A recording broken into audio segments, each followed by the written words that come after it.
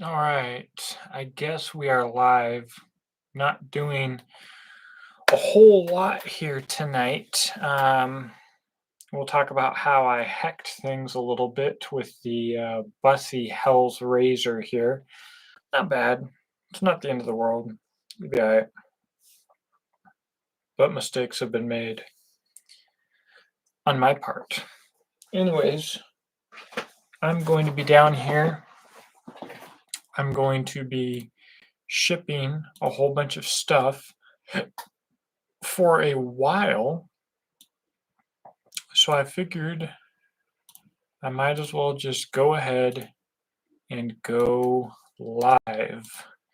I also, being that I had a bit of a situation today, I think it's likely that I will meander into talking off the cuff about some stuff that I likely should not. But Mitchell, what's up, buddy? But yeah, we're just gonna rock and roll with it and see what's what. So I got my Bussy Hell's Razor 2 in today. What's up, Brent?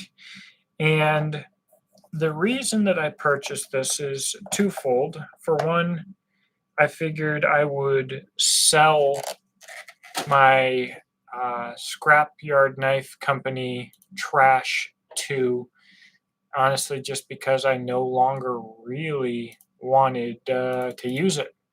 I just didn't feel like doing the full review, and I did that update review already. And I figured that this would be a better way to go because I got the Bussy or Boosie, someone corrected me recently on this, Bushwhacker Mistress recently. That was sent to me by a subscriber, and I really liked it. I really, really liked it. So I got the Hell's Razor 2 for a few reasons. For one, as a designer, I am curious about the what's up, Jade? MK, only my best. What's up, buddy? I'm curious about the performance of this corrugated bevel technology here. I'm curious for my own reasons and for my own testing. Uh, and I saw a lot that I could do with this knife. It's a very practical and utilitarian size of knife. It's a little more affordable than some of the other bussies, which does that even matter? Yes, it is in Infy or INFI. But I got a little silly. Here's the problem. $400 knife with no sheath, okay? And I just got it in the mail literally around lunchtime today. And I think I'll go do, what's up, bud? I'll go do a little video here. And Bussy is famous for being a hard use knife, right? So I got a little bit into hard use, all right? I did the same thing that I did with the SE Hunglis 2, but instead of sticking with it and being absolutely ridiculous, I instead I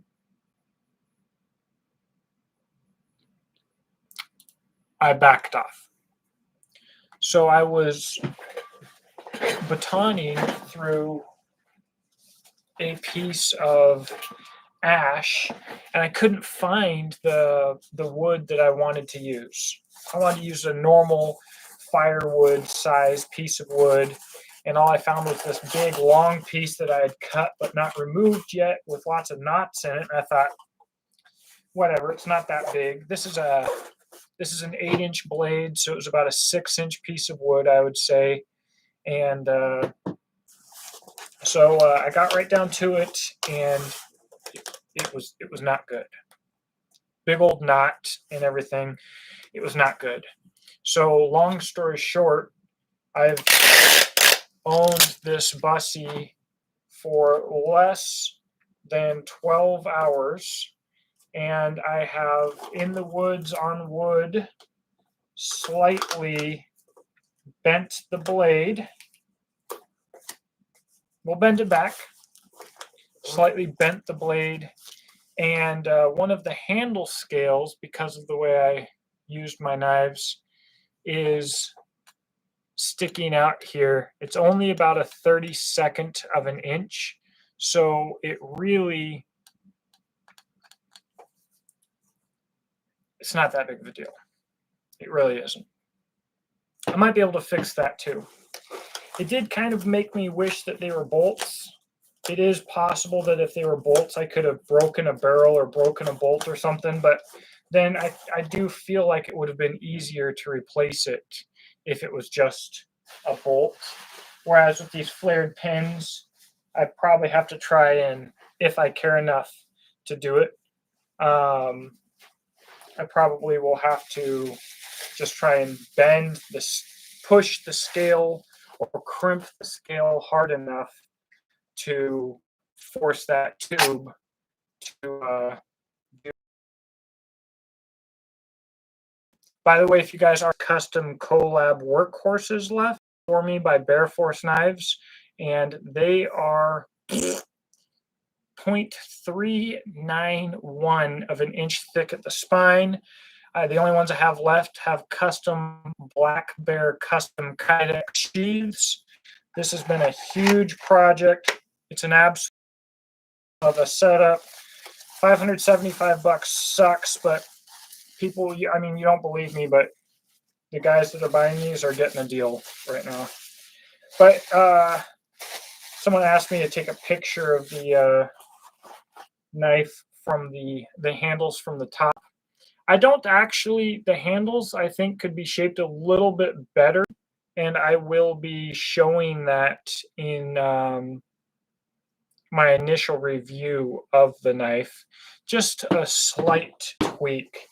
Overall, it's a good knife. I'm a little bit bummed with how the edge is finished on it. It's just subpar. It's not as good as my Bushwhacker Mistress. It's maybe a little bit better than I expected. We've got a behind the edge thickness of about 50 thou, just under 50 thou maybe. Of course, that's harder to quantify when you have a coating. So dropping the coating on the knife will probably take a lot of that away. But yeah, I just went too hard, guys. This isn't really, I don't know. I did the same exact thing that I did with the Hungless. I have a little more experience now, so I didn't full send it, but I got started in this piece of wood that I didn't think was going to be as hard as it was. And then it was hard, so I did the classic me thing, and I moved the whole log that I was batoning and the knife upside down so that the knife was supported on the handle and on the spine, which is why you can see some of the damage here was from a rock where I had it. So it's supported on both sides and then beat the top of the log. And I think, I think quite a few people have talked about this technique. I think Dave Canterbury did a video about it maybe semi-recently, probably acting like he invented it and it was the next game changer, this or that or the other. And it always feels like a good idea, but I'm going to tell you right now, guys, it's never a good idea. Now, I was doing all of this beating on a baton of oak that's about this long and about this big around with a good handle on it. And I'm putting a whole lot of horsepower onto this blade with each strike, even if I'm not trying to that hard, because it's so doggone heavy. But still, we've got an edge thickness that is thicker than the Hungless.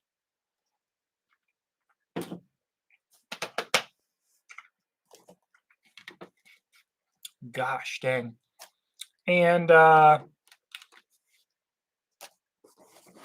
Hungless 2, I should say.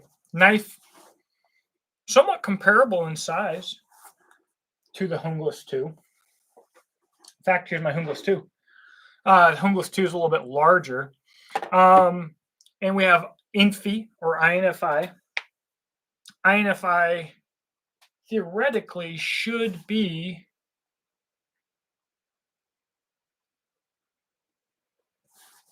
there we go.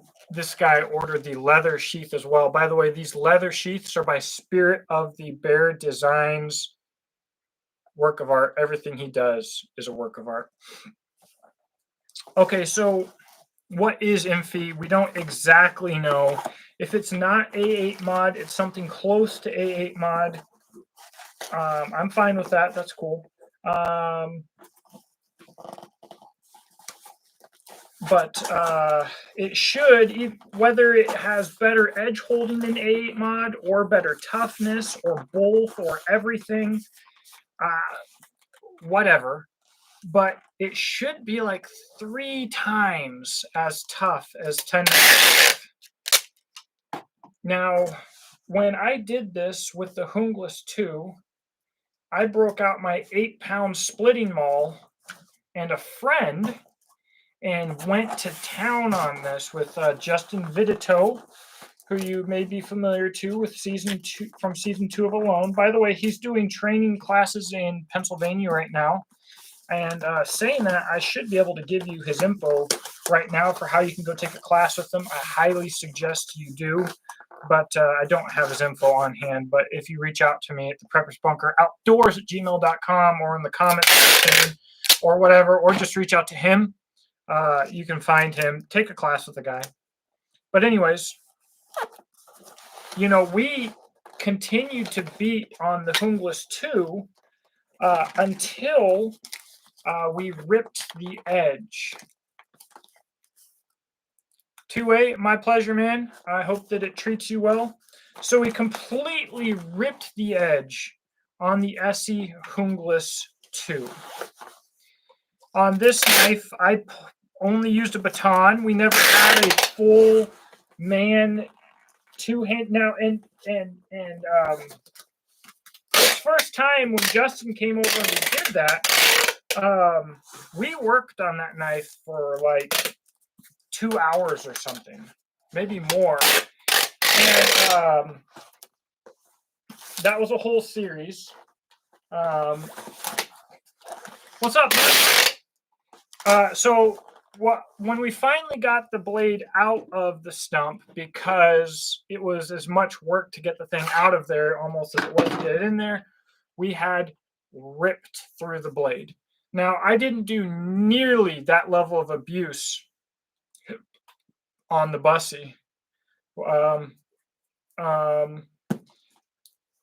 But again, we got, I don't know if you'll be able to tell, but we're a little bit bent here to the side. I think the Bussy is also slightly thicker.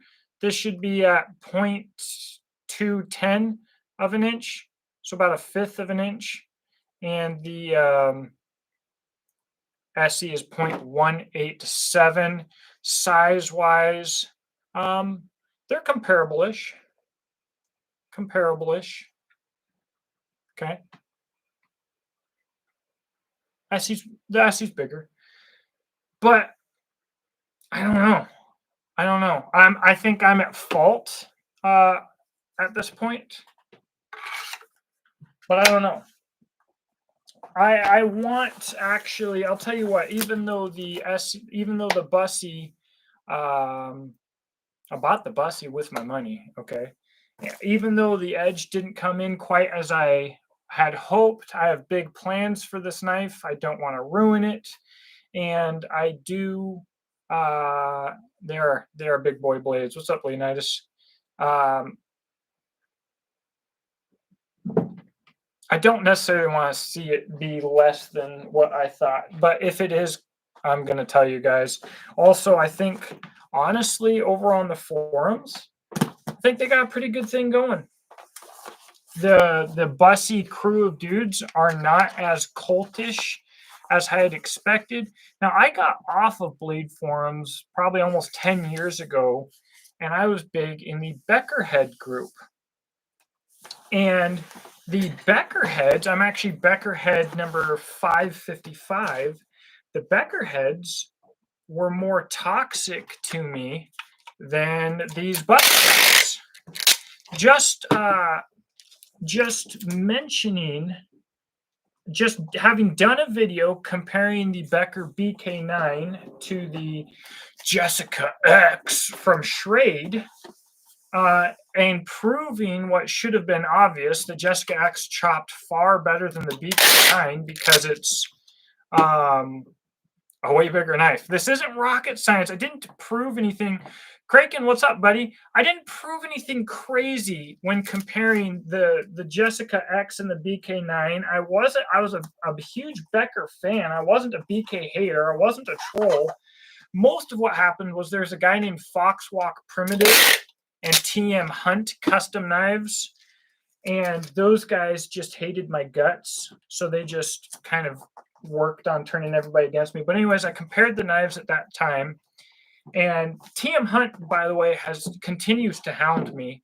And actually, the amount of absolute trash that he talked and the amount of lies that guy told still affects me in certain business relationships to this day. That guy was always a D-bag to me. I don't know. I never have understood why. Never, at least sometimes when I've got issues with people, I understand why. I have no idea what the problem with TM Hunt is.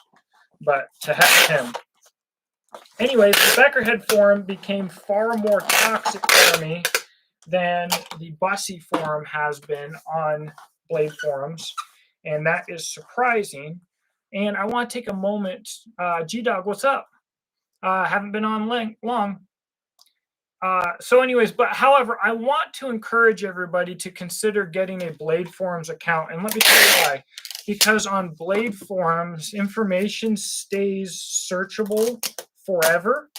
And the community benefits from information forever.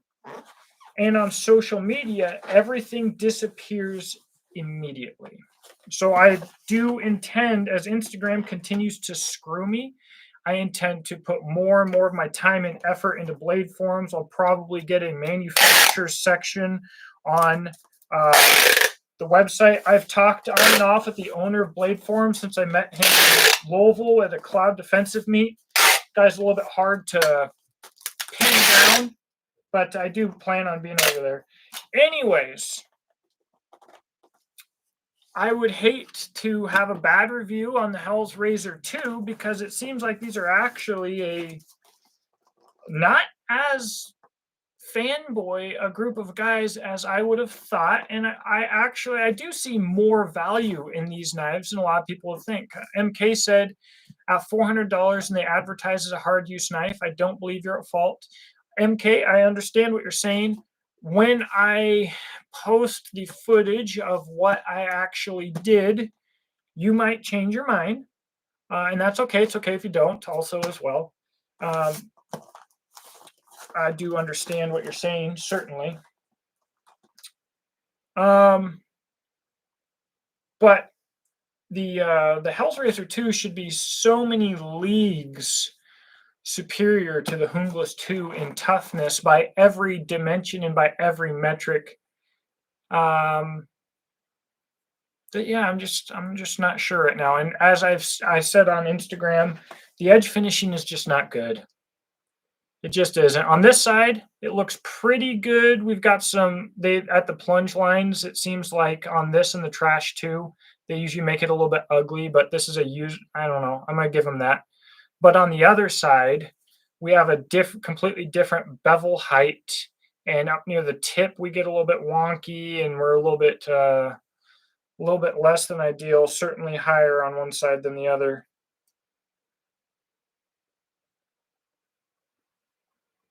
The handle scale doesn't matter, guys, but it is irritating me. I'm just gonna, the finishes hold up fantastic. Now, the edge is still absolutely sharp. Let me cut something here. Got my knife designs over here. I guess I don't want to cut those. The heck is that? That's something else. Let's just grab one of these. I think it's as sharp as I got it still, but I would expect that. if I did what I did today with an SE and 1095, it would still be sharp as well. The honest truth is this heavy batoning and the little bit of chopping that I did in the woods, it's not very abrasive. I don't care a whole lot about edge folding in the bush, because typically what you're doing in the bush is not as hard on edges as more of the synthetic life that we live now. So when people are like, I'm not doing this right. Sometimes, let me tell you what, guys, a lot of times these paper tricks are a sham just as much as some of the fake destruction tests that manufacturers put out for themselves, because you can make things look good just by having the skill to do so. So I kind of suck at the paper tricks. But there's enough skill to the paper tricks to where you can make a knife look a lot better than it is. I'm not saying everybody does that. But I'm also saying that some of the people that maybe suck at slicing paper and are like, oh, this edge isn't good because they expect it to cut better, they might just suck at what they're doing. Like me. I was earlier just, I don't think it's less sharp now. I just think I'm just retarded now. I don't know, guys. I guess the verdict is out. I guess I am feeling that at what I paid, I'm not quite getting as much as I would like, but I do feel like there's a lot of potential here. Now, let me say, I wanted to test this corrugated bevel for myself. This was an important part of this purchase for me. Do I believe that these corrugated bevels work at reducing friction by reducing surface area? Well, in my batoning, no, I don't. There was, right, you're right, I ain't normal. There was certainly, in batoning, too much pressure from the wood on this knife for these corrugated bevels to decrease friction.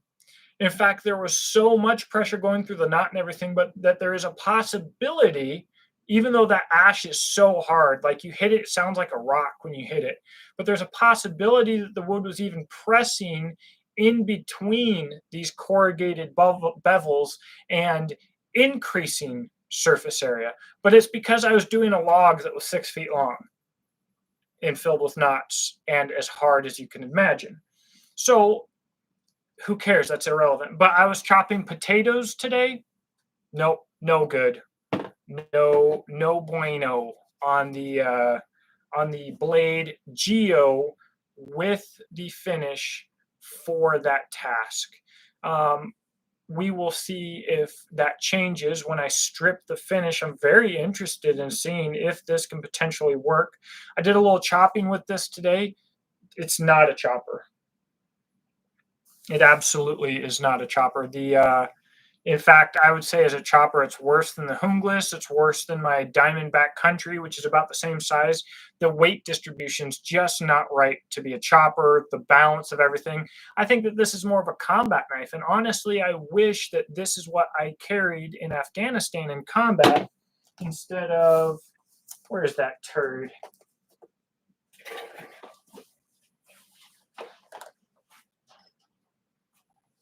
This is just a representation of what I carried in combat. Mine was one of the first ones ever made. It was an S30V, and it sucked, and it had the Rocky Mountain handle patterns. And this one's in 5160, so it should be way tougher and better in a lot of ways. It's not. It sucks too. It's at least it came sharper, but it's awful. Actually, got edge damage. Got chip up in here from chopping freaking a maple tree down. It took damage when my White River FC7, which I did the same thing with, didn't take any damage with less than a third the edge thickness in a steel that is considerably, generally speaking, weaker. So guys, you can ruin the heat treat of any steel. It really kills me when someone's like, oh, I don't like that steel because I had it in X knife and it wasn't good. So your knife wasn't good, bro. That doesn't mean your steel wasn't good. It's most likely. Okay. So it's just a lot of yammering, and I'm probably a little bit more willing to talk about a little bit of stuff than I normally would be, because nobody's going to see this video or what I say, because it's a live video that's going to be long and fill whatever I want without fear of repercussion. Yeah, I think one of these flared ends here looks like it's popped out on this side a little bit. It looks like it's kind of popped out on that side too.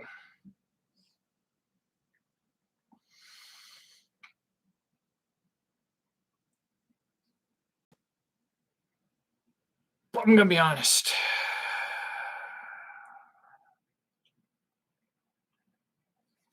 I want to do a very positive review on the Bussy. I usually don't go into review feeling like that, but I want to. And I just don't know if it's going to happen. Maybe it will. It's still possible, but I'm feeling a little bit negative right now.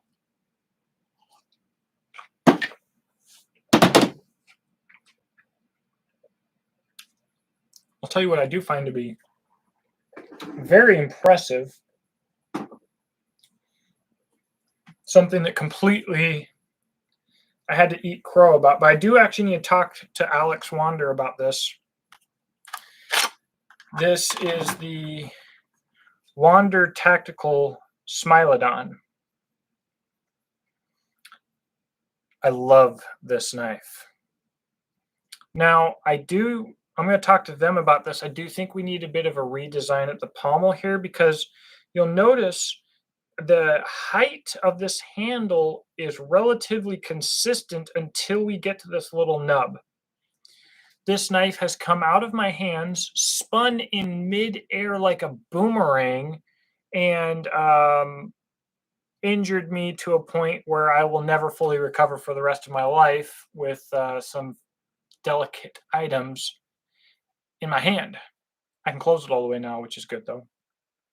And I think it's because this isn't enough for the size of the knife. I think we need more swell up to this point.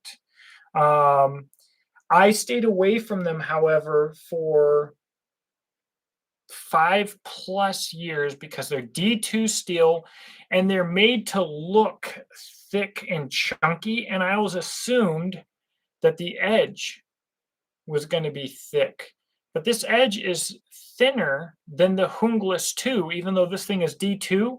It's never had any wear. This knife, performance-wise, is amazing. And even in my hand now, I just said I think we need to change a little thing here. It still feels amazing in my hand. Maybe just a little bit dangerous when you do what I do, because most people don't do what I do. I swing this thing for an hour, 2 hours, 3 hours in the middle of the summer. It's 95 degrees. I'm dehydrated. I'm sweating. I'm weak. My grip specifically. Still got some of my blood on this thing. Anyways, no, but that's not the only time it happened, though. I pulled one out, and maybe I was being a little bit silly, but I dropped it. It just came out of my hand, stabbed into my leg actually quite a bit. This way, luckily this way. So that when it was coming in like this, it couldn't go in any further because the spine pushed down instead of the edge, so it didn't continue cutting.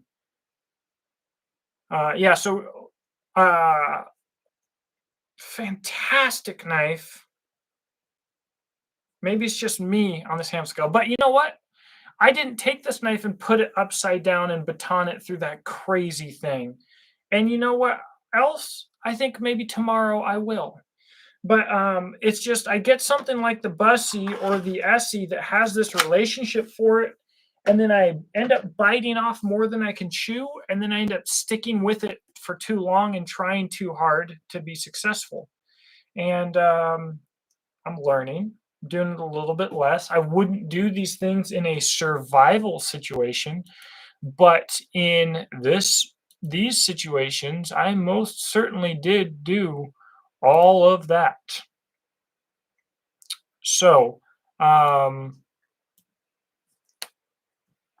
so some of these problems that I'm having, like the potential slight bend in the blade and the scale being a little bit beat to piss, um, these could very well be things that quite simply don't happen to my other blades because I don't do so much of this silly crap with my other blades. So I don't know. Other things that we've got coming up.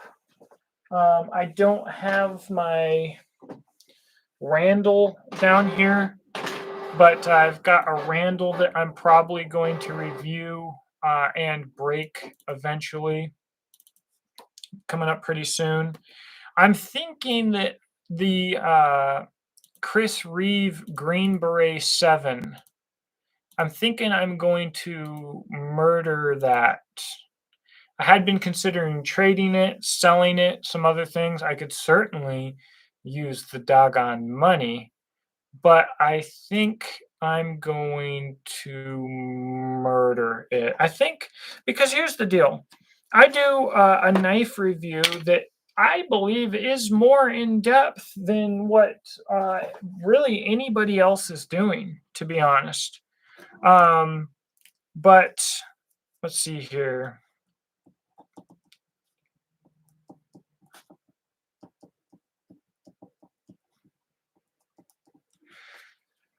But I have all of these knives. I'm just getting more and more and more knives. I've got too many doggone knives.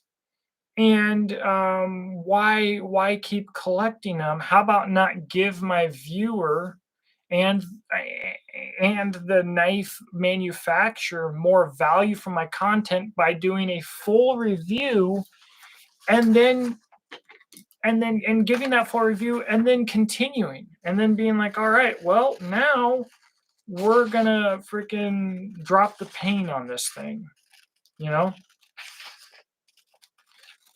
So because at the end of the day, people just aren't actually reviewing these knives. That's what's special about Joe X. The Hell's Razor 2, the Randalls, the Chris Reeves.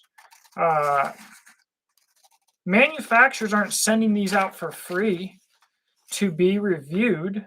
So they get less screen time that way. And then the people that buy them, to Joe X, certainly. The people that buy them want to believe that they have the quality that they paid for, but they don't actually want to find out because they don't want to lose this huge investment that they just dropped. And I mean, I understand that. I paid $400 for this thing. I don't just have $400 to just throw in the trash. Heck, I'm trying to invest. Now I'm selling some other knives to make this happen. But $400 isn't nothing to me. I've got Jeep things to fix. I've got house things to fix. I've got property things to fix. I need I have steel professional grade weed eaters, but I actually need steel professional grade brush clearers, which are like weed eaters on steroids. I need a new massive vehicle for my quickly growing family. So I'm selling every vehicle that I own.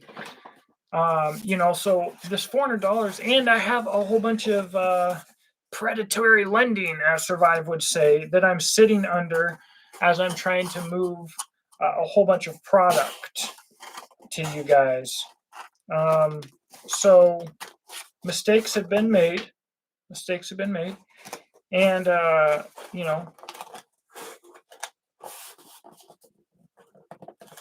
I'm certainly doing this because it's a passion, not because it's making me money. There's no freaking about that.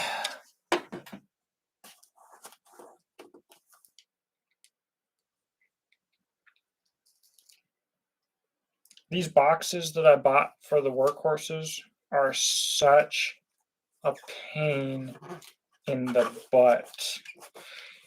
Hey, bud, Heavyset, you want to hop on here with me? You can if you want. I don't really know how it works, but if you want to, you just holler. You just let me know.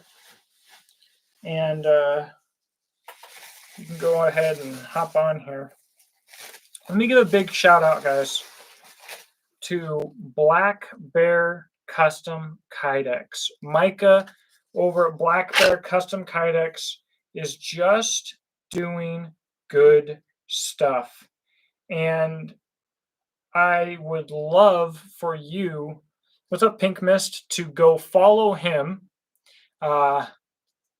Just packing up workhorses here. I would love for you to go follow him. And if you need custom Kydex, check this dude out.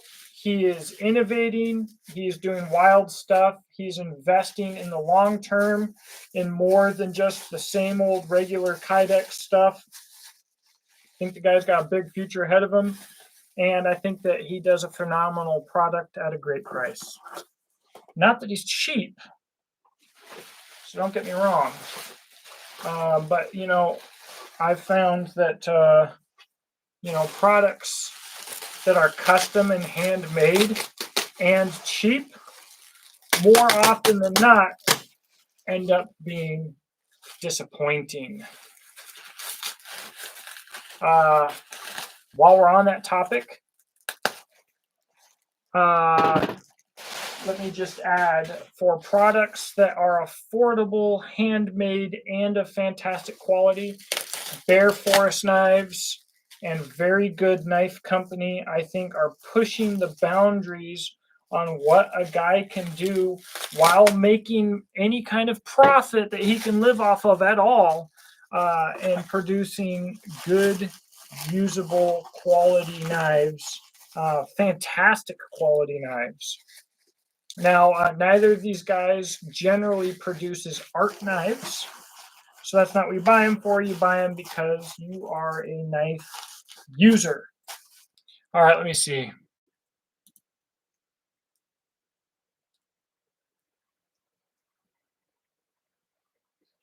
Oh,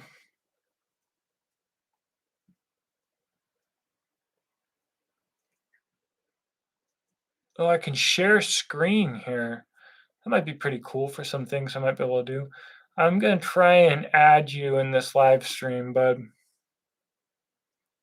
All it's saying right now, though, is add as a mod, hide, or put on timeout. I don't want to put you on timeout.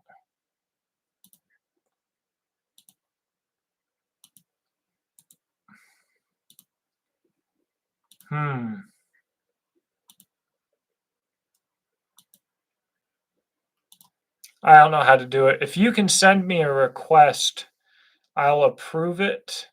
I feel like usually I see it as an option, but I could be thinking of Instagram, or I could just be on crack in general. All right, so there we go. Now, Pink Mist, I recognize your username probably recently from a Survive video or from a Bussy video. If you want to let us know, feel free to. If you don't, that's fine. But we are talking about NAFs and value. And here's one thing that I want to mention to you guys.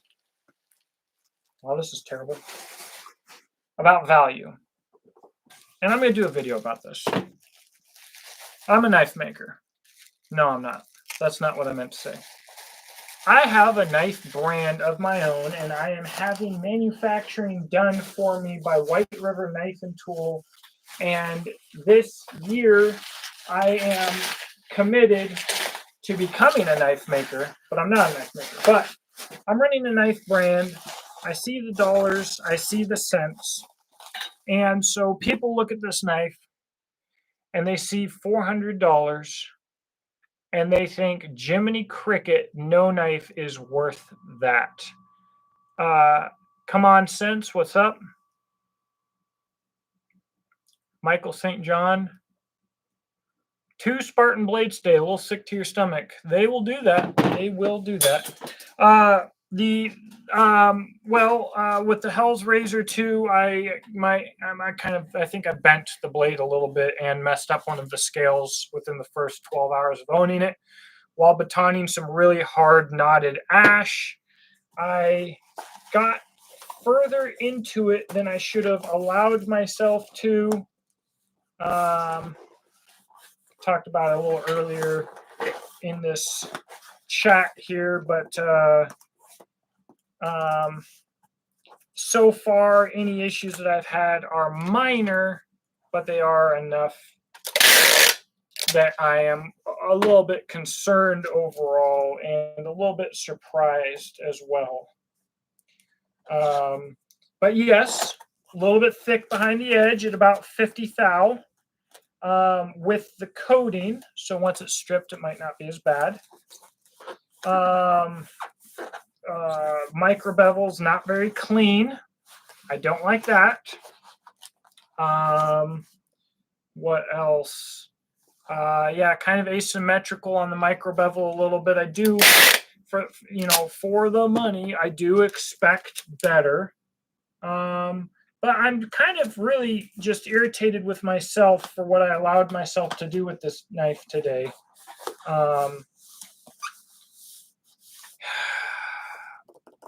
I will be posting tomorrow, most likely a short of my foolishness. And certainly I'll be posting on the gram. But yeah, I don't know.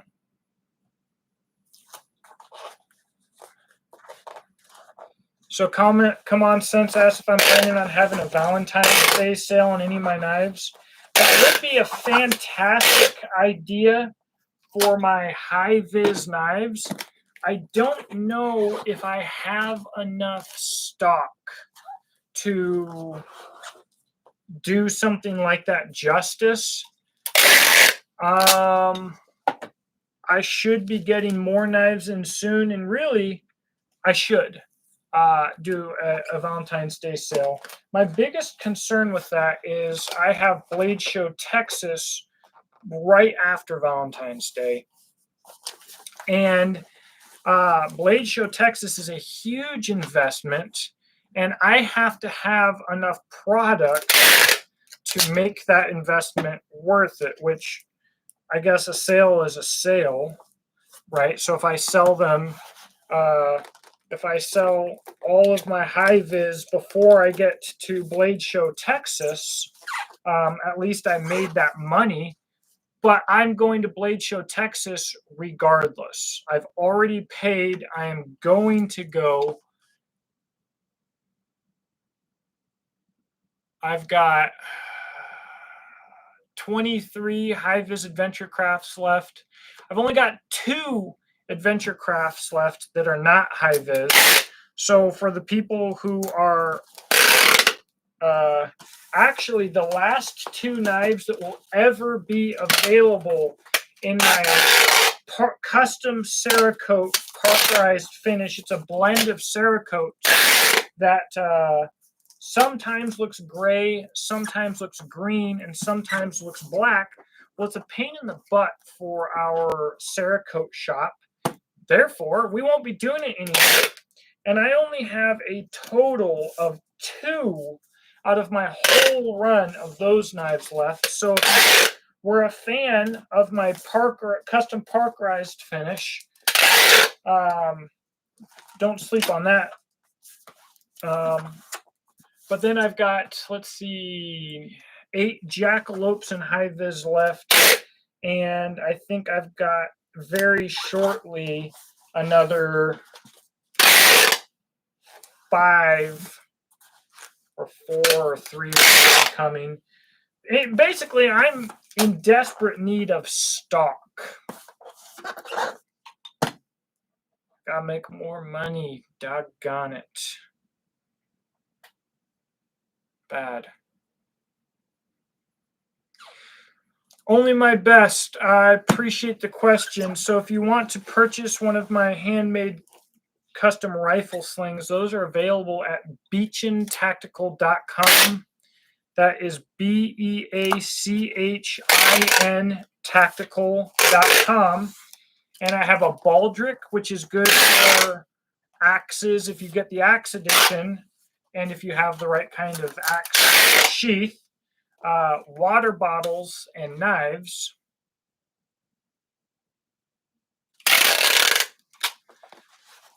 Yeah, I wish you could have joined the existing feed too, man. I don't know why it's doing that, but YouTube's a little bit behind when it comes to social media right now. Their shorts editing program is awful. They're just a little bit behind. One more of these to go for tonight.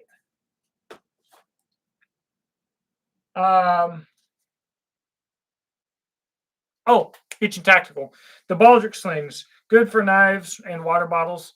The speed sling is good for rifles. I only make those when I get an order generally, unless I have things ready to ship. So it usually takes me about a week to get those out, depending on order volume that I already have coming in.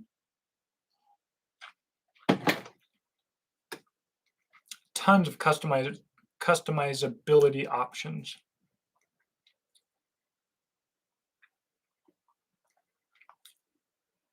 Let's see. All right. I've got knives all around me. So if you guys have any questions about other knives, feel free to let me know. And I can probably whip that knife out right now and answer those questions, be it the SE Jaraka or the Work Tough Gear V44X, or I've got a Kukri over here that's really nice, or my Shadow Steel Forge Custom SP10, my Paul Walker Custom JP53 from Australia. It's all right here. So this buddy of mine has 2 addresses in my address book, and I'm not sure which one is correct. So that is a bummer.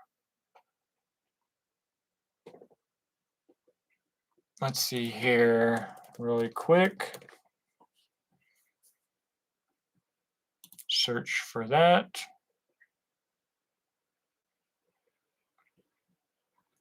I'll look here while it's doing that.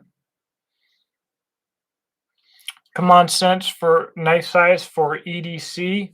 I almost probably 99% of my life, well, actually probably 60% of my life, I'm carrying an Adventure Craft, which is only a 1/2 inch tall, 3-inch blade, 7 inches overall. I love that. I said 60%, probably 35% of the time, or 30% of the time, I'm carrying a Jackalope, 4-inch blade, 4-inch handle, 8 inches overall, 3/4 of an inch height. Love that, but if I'm wearing like my Duluth dry on the fly shorts, which are a little more stretchy, or other things, they don't work as well in those. But if I'm wearing like man pants, the Jackalope is in them. Other than that, I love wearing my Primitive Bear Knives Hunter's EDC. I've been carrying that quite a bit lately. It's the only fixed blade knife that has gotten as much pocket time as it has. I put an ulti clip on it. I've got a few others that could potentially be as good if I put an ulti clip on them, like the Very Good Knife Company. I could probably do that and a few others. But anyways, I need more ulti clips. But yeah, about 3 to 4 inches for me is kind of the happy area. Of course, we do have things like the Houghton era outdoors Kermit, and that blade is like 2 inches, 1.75 inches, not a lot. And I obviously like carrying that. So let's see. Here we are with the hell is going on with this address? That's freaking weird.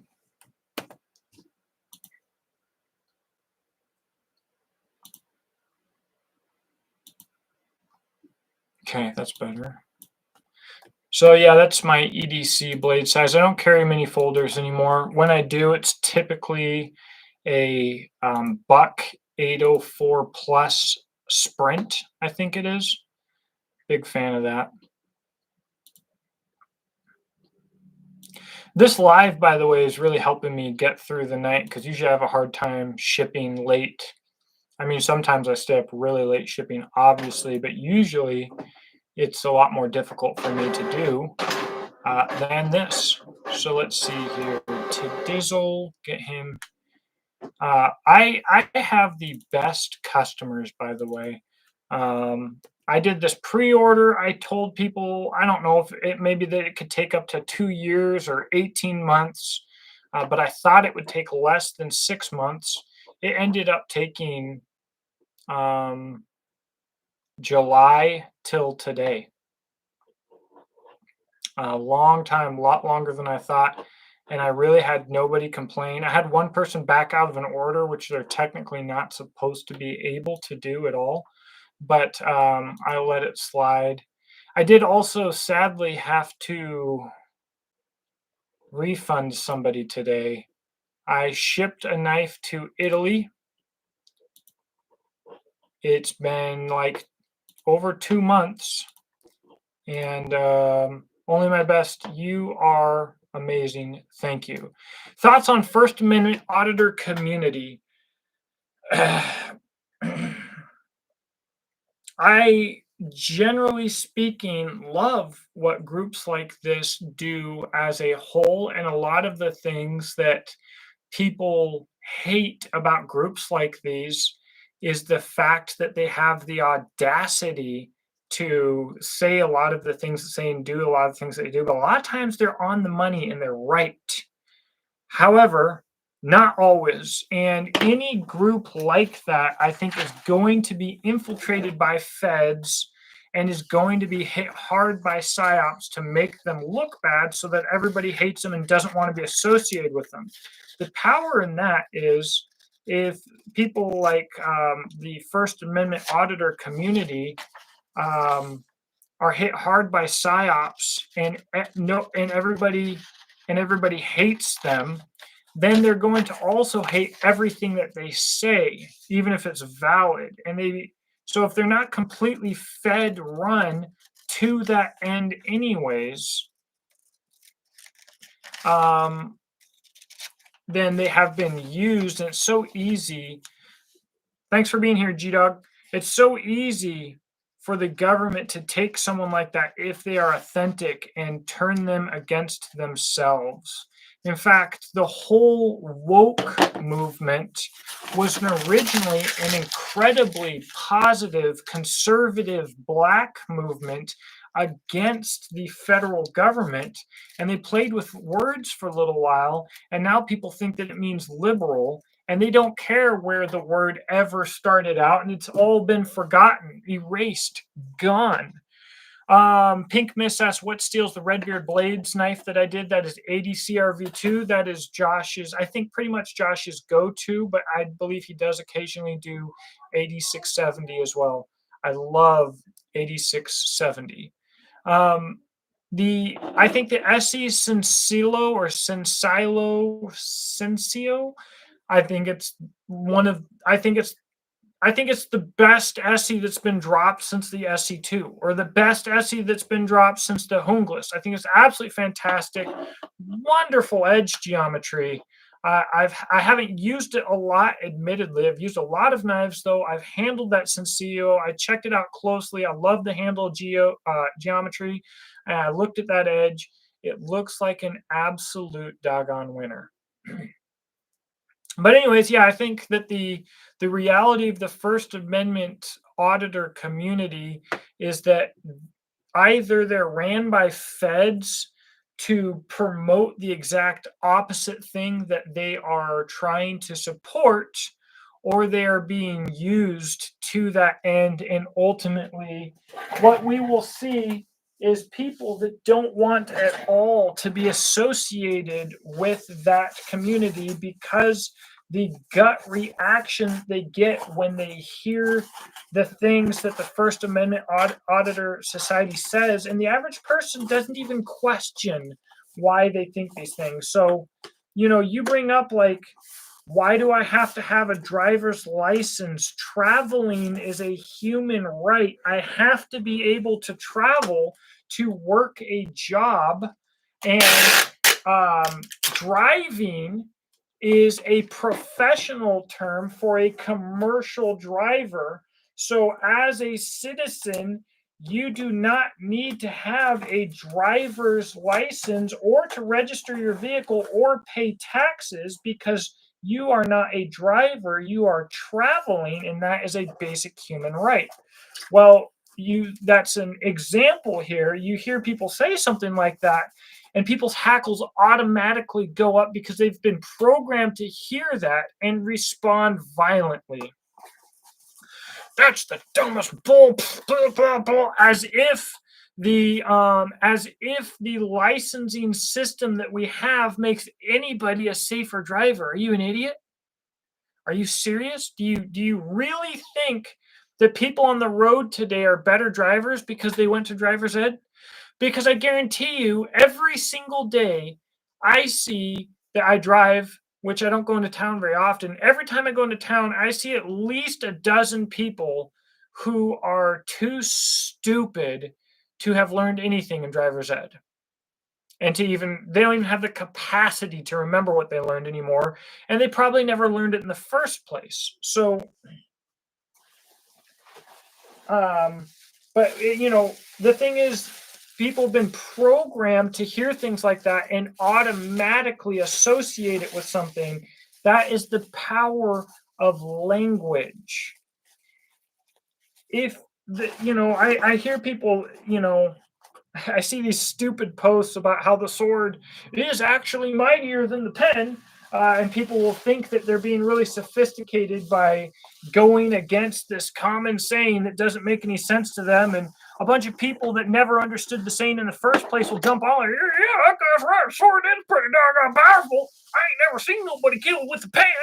Okay, but if you control the language, you control the population.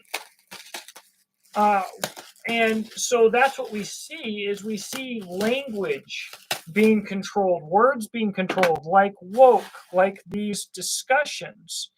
And yes, and people are acting like they've been injected with stupid because they have been.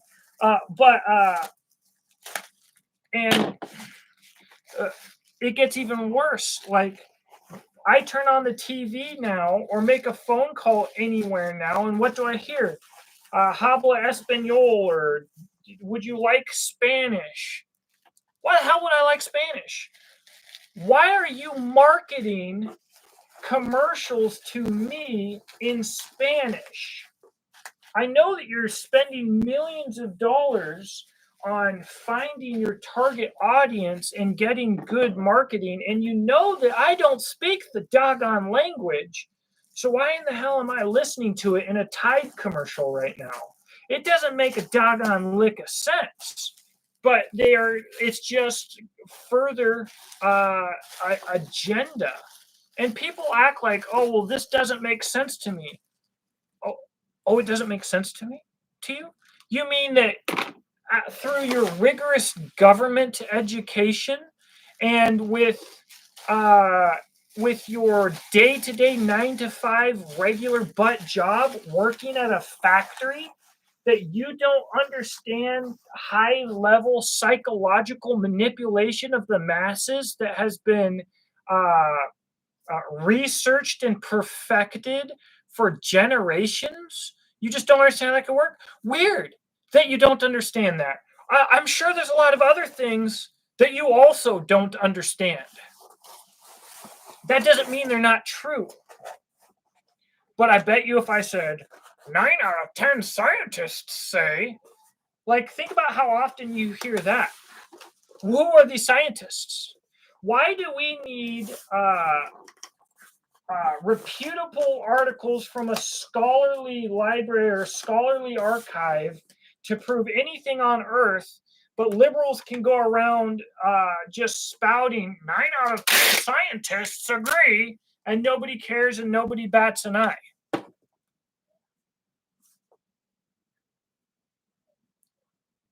So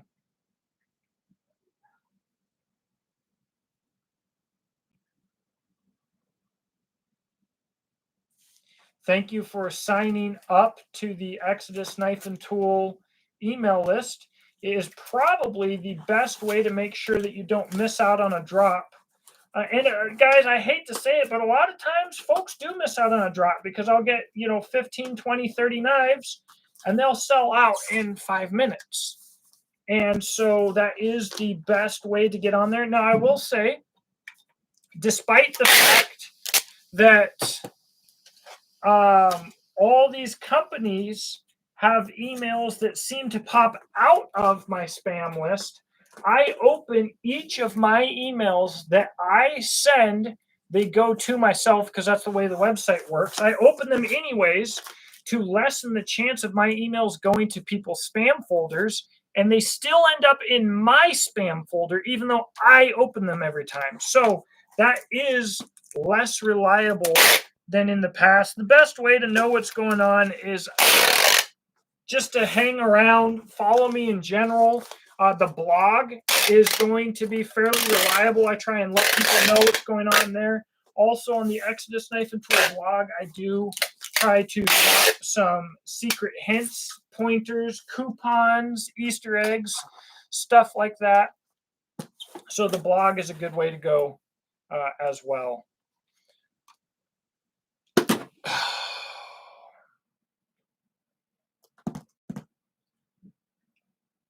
I'm packaging this box up, and I didn't drop the sticker or the birth certificate into it. That is an absolute bummer. I'll just cut it open and do it now, I guess.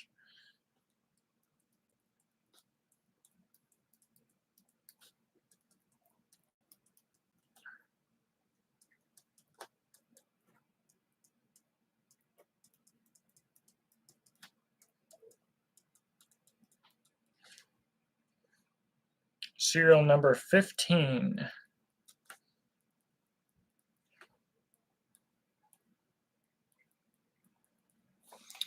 All right. Rock and roll. Let's see here. So what do I have left? 3 workhorses. 3. That is wild. Do I have a small knife close to me? I've got all of these monstrous killer mode knives. The Svord Peasant 15N20. I've got some more testing to do on this guy. I should do it in the side, I guess.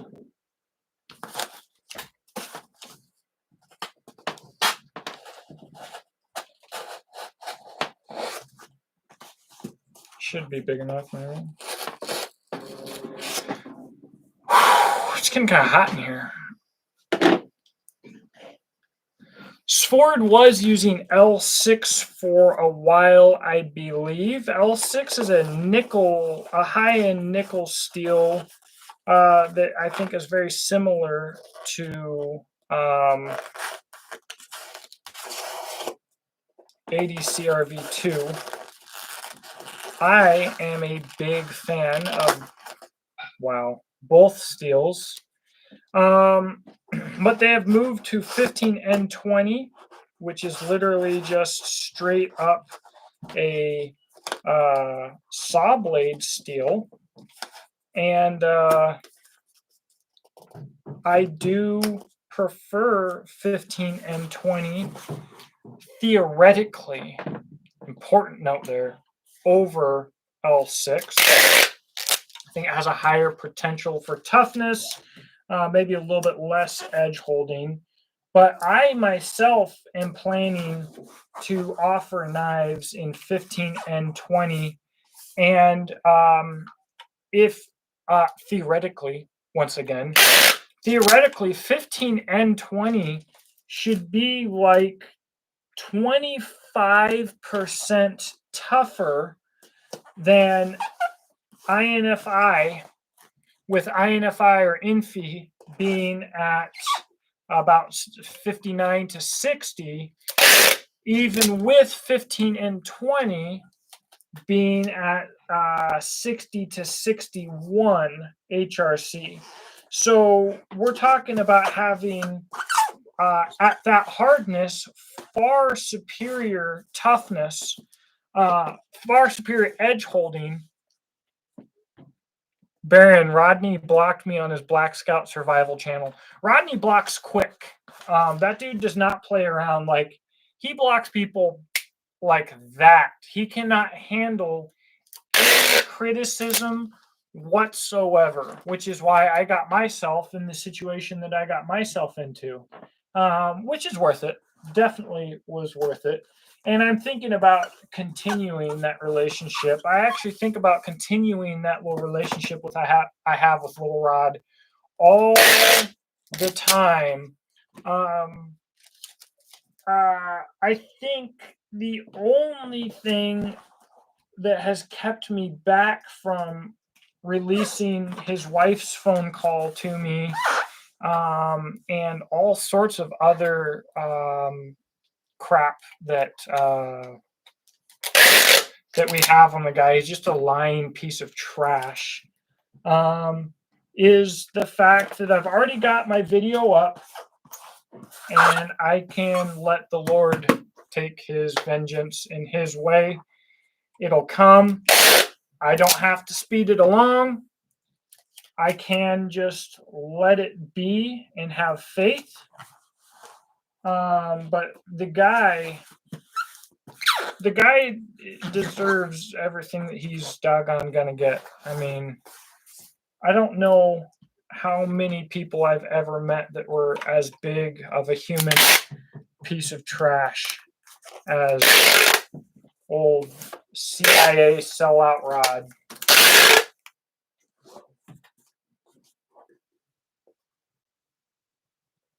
Vengeance is the Lord's, that's right. Washburn, good to have you, bud.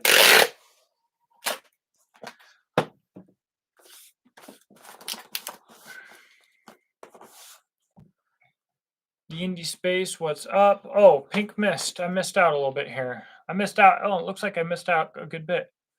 Have you asked if I have carried folders before? Any comments on a folder design that I like? I really like my Spyderco PM2.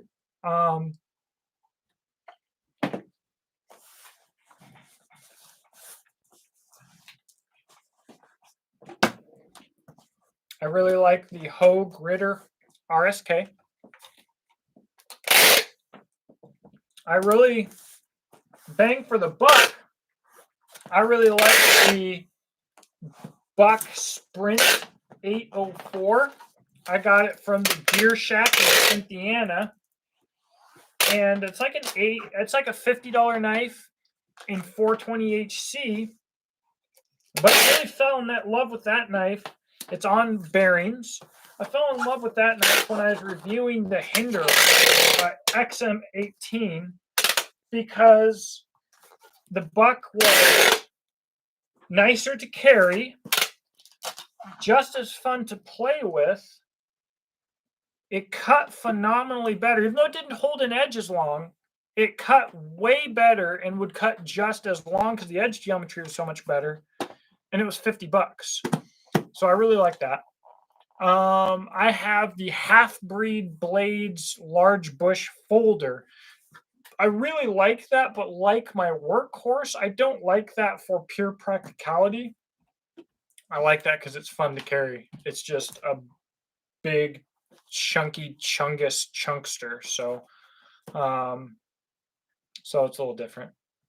I have the SE Avispa, I think, or Zancudo, one or the other. Not a big fan of that. I have the Spyderco Smock. It's okay. It's all right. It's an M390. It holds a great edge, good edge geo and everything. It's just nothing that I love about it. Kershaw Leak. Love the Kershaw Leak. I think it's fantastic. I'd carry it sooner than a lot of other knives. It's not as fun to play with, though, as a lot of other more modern knives. What else do I have to ship? Oh, that's what I have to ship. I could ship that tomorrow. So that's where we go. Battle Horse Knives Macheting L6. And I actually wanted to review one of those, and actually, I guess Battle Horse just really doesn't like me. I reached out to them hoping to review the Mad Hatter, which is that Battle Horse that you're talking about, and I want to compare it to my LT and a few other machetes. And I don't think I've ever had a good interaction with Battle Horse, or if I've ever reached out to them and had them give a dang at all. So that brings back some memories. But that's a cool machete. I bet it's good. It seems like they offer it kind of on and off. PM2 and Crewwear is a cool combo. I would rock that in a heartbeat. And I do like the compression lock. Red flag laws coming to Michigan in a couple weeks. I wish in Michigan that you guys could eject all of the doggone communism that is just so pervasive in that state.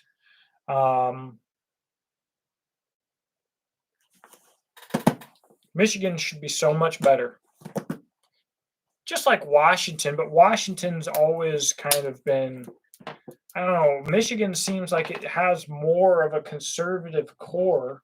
Of course, Eastern Washington is conservative, but I'm talking about Western Washington, and your population starts to control everything. But the Muslim thing, like, not that I really actually care in general, like in an individual, but like the Muslim thing in Dearbornistan and stuff, it's a thing. It's wild. It's wild. So I'm not surprised to see red flag laws coming. Geotech number 49 is a nice folder. I'm not familiar actually with Geotech or the number 49.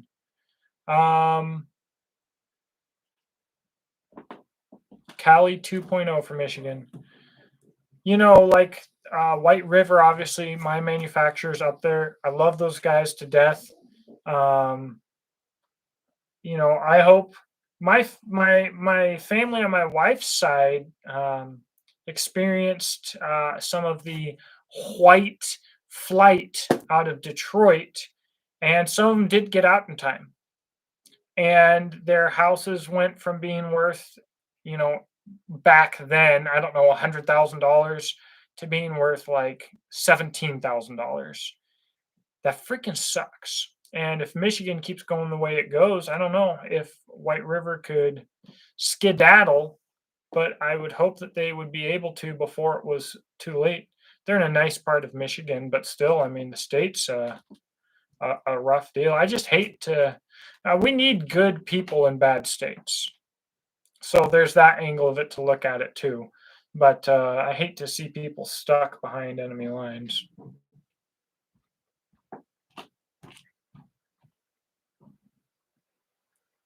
Oh, don't worry about the non sequitur. You are good to go.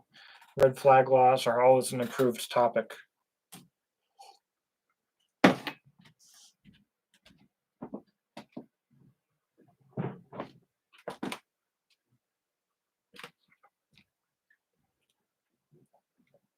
So Heavyset Tactical said, hate to sound like a fanboy, but I swear White River's S35 VN I'd put against most high-end super steels.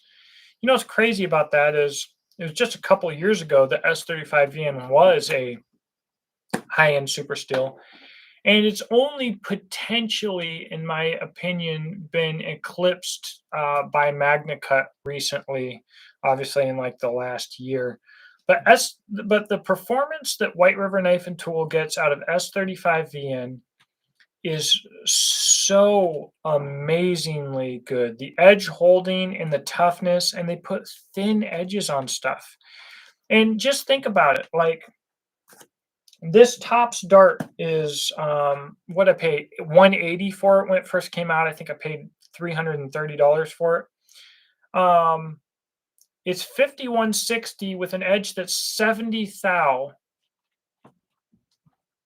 And the FC5 has an edge that's 22 thou, less than a third the thickness in a steel in S35VN, which is significantly at its best weaker than 5160 at its toughest, at its best.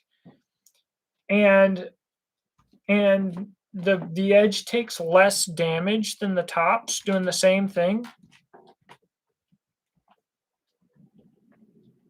I've got a video coming up of a Behind the Edge podcast where I gave my full Tops rundown and experience for the first time ever, going all the way back to Afghanistan. And I haven't done it in all this time on YouTube. And to be honest, I probably still shouldn't have done it.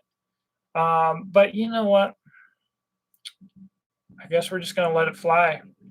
I do love transparency. And Tops has had an opportunity to have a dialogue with me 1,000 times, and they absolutely will not do it. And it's their bed, I guess. If they want to sleep in it, I guess they can sleep in it.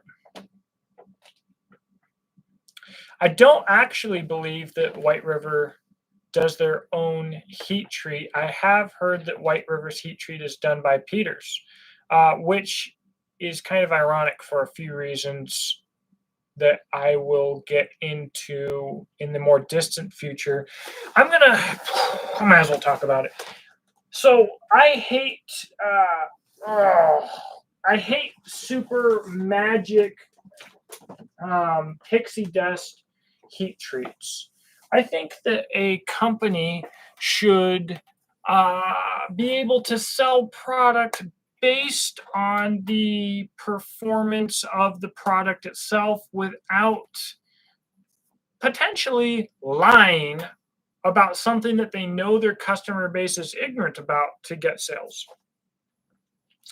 So I'm planning on purchasing a super secret, super duper heat treat knife sometime in the future, then commissioning one in the exact same edge and blade geometry, not shape, geometry, to be treated by Peters Heat Treat, and then another one commissioned maybe to be heat treated by Dr. Laren Thomas himself. He mentioned he might be willing to do that.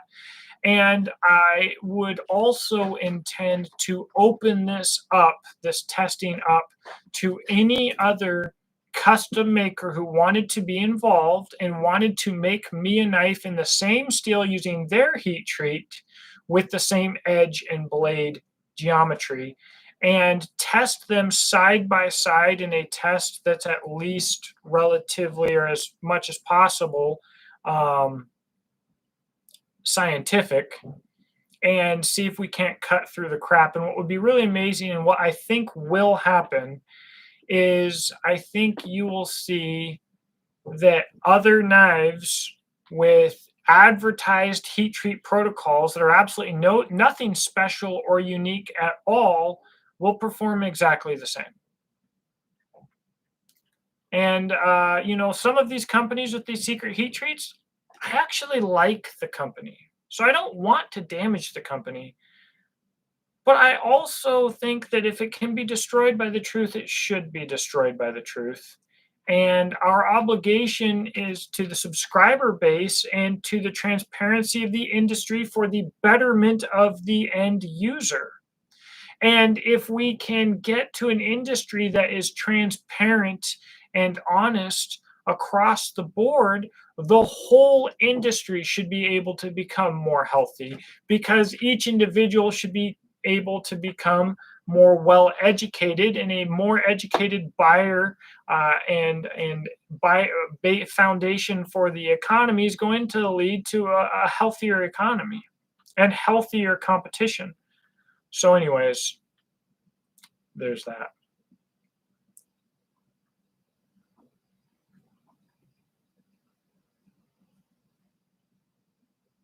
I think I missed a lot of stuff. Okay. Government is a compound word. Mention is mind, and govern is to rule over. Oh, meant is mind, and govern is to rule.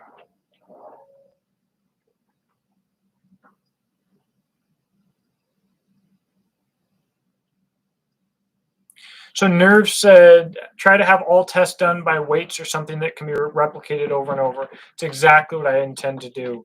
Fixed pivots, fixed weights, scales to measure force. You know, corrosion testing might not be 1,000,000% scientific, but we can get right there, although I don't really care about corrosion resistance. I think with edge holding, it will probably be something like twisted sisal rope, which wouldn't be 1,000,000% scientific, but it should be certainly close enough. But that is my goal, would be repeatability.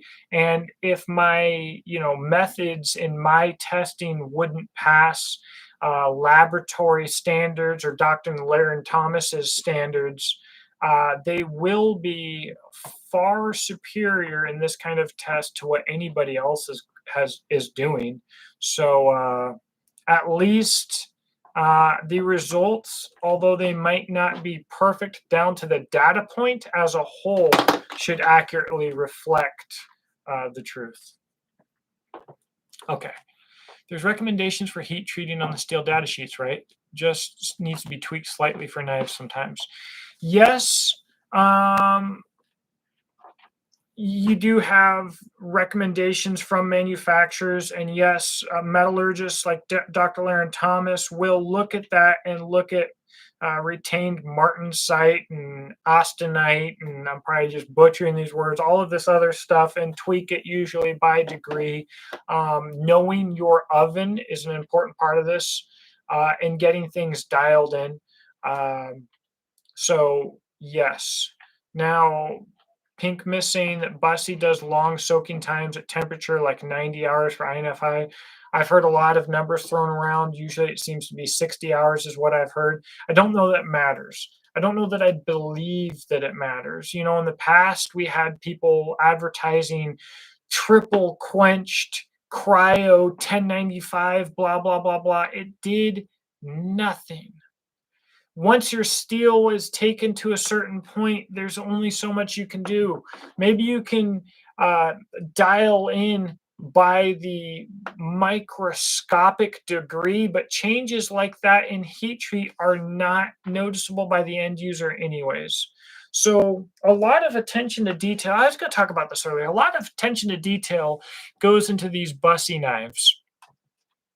And that's why I still hope to have a completely positive review on these Bussy products. I don't like the Scrapyard Trash 2 that much. I don't like the Resiprene C handles, but I paid $400 for this knife, and I hope that we're going to have a positive review. Guys, that $400, it's a lot of money, and is it worth it? If you don't use a knife like every single day, or you don't make money using a knife, then no, it's not worth it if you're a regular guy on a regular budget, because what worth it means is based on how much money you make, how much money the tool that you're buying can make you, and how much better it's going to make your life every day. But there are things that simply cost money, and running these bevels on a CNC machine, almost nobody does it because you have to have the CNC set up. It takes a lot of money. It's a massive investment, and it's really, really, really expensive. You don't honestly even see nice fullers like this done very often. Oh, you want handles that are 3D contoured? Guess what? You don't see that very often, because that's a different extra attention to detail. And then you want textured handle over this contouring. It's all a lot. It all adds up. Every little thing adds up. So worth it depends on the buyer and your means. For instance, again, my little Honda Fit Sport that I'm selling, I bought brand new 2020, okay? 20 grand. Let's just say I actually paid less than 20 grand, but let's just say it's 20 grand and a Honda Civic Type R is 40 grand. Is it worth it for me to pay double to get the Type R? It would be worth it for the smile factor, although I don't really want a front wheel drive car if I'm going to be spending that kind of money. But I would love having the car, but my maintenance is going to be higher. My longevity is potentially going to be lower. We've got more complication, but more importantly, let's just imagine that my 10 years, is it worth double the time of my life, my money being a calculation of my personal value of my own time? Is it worth double my life to get the Type R? For me, no. But if you are a person who blows his nose in a $40,000 handkerchief, does the price difference matter? Not at all. So is a Reese's Nutrageous bar worth the extra 80 cents to me as compared to a Reese's cup? Yes, because for me, the cost difference is insignificant. So for another person, the cost difference between an SC and a Bussy might be absolutely trivial and irrelevant. And for them, the Bussy would be worth it because their currency is worth a different amount than mine is. But for the average person just looking to buy a good knife, there is no $400 knife that is worth it because you're not making money with that knife, and your rate of diminishing returns starts either after Essie or after White River Knife and Tool. I would say after White River Knife and Tool, I think that Essie and White River Knife and Tool give you an equivalent value per dollar, with White River Knife and Tool giving you a little bit nicer product, but at a little bit more cost. Now, your Essie Sensio or Sensilo or whatever is, I think, a little bit more expensive for its size. It's a little bit nicer than I think the nicest knife in the Essie lineup, but it's made by White River Knife and Tool, so it just kind of makes sense. We have standard for value, in my opinion, from these two sources. And as you go up above the cost of a SE, you're going to start getting less improvement per dollar as you go up. So the average person who's just making a living to pay to live in a house and going to work and wants a knife to go have an adventure with whoever, is any $400 knife worth it? No, because you can buy an SE or a White River Knife and Tool or, whatever. So, I get hounded on worth it, cost constantly. And I can show you this is expensive. If I wanted to make this knife right here in 15N20, a cheap steel, still probably going to cost you, the consumer, $300 with a sheath as opposed to $400 without a sheath. And we're going to have less edge holding in my 15N20, but considerably higher toughness. But it's still probably going to be $300. It might be $350. It might be $400 because this is expensive.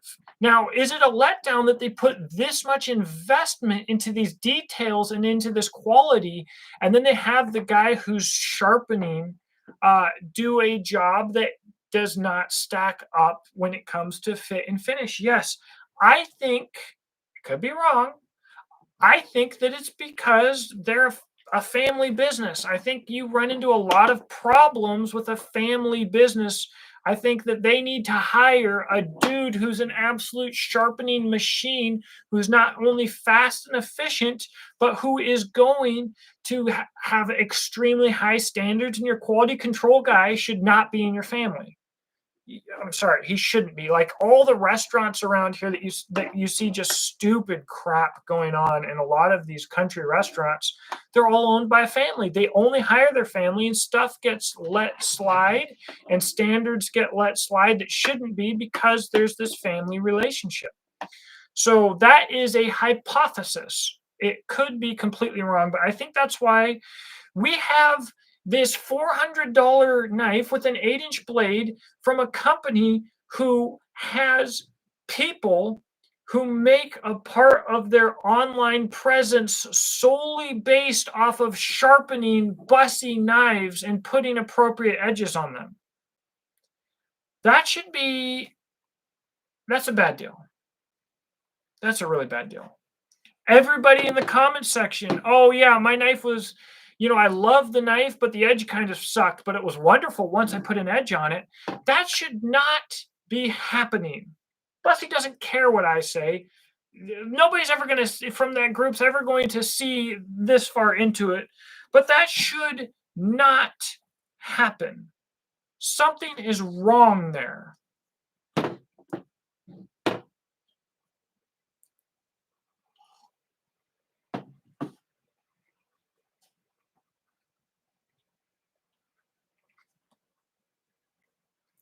Thank you, Washburn Bailey, for being here.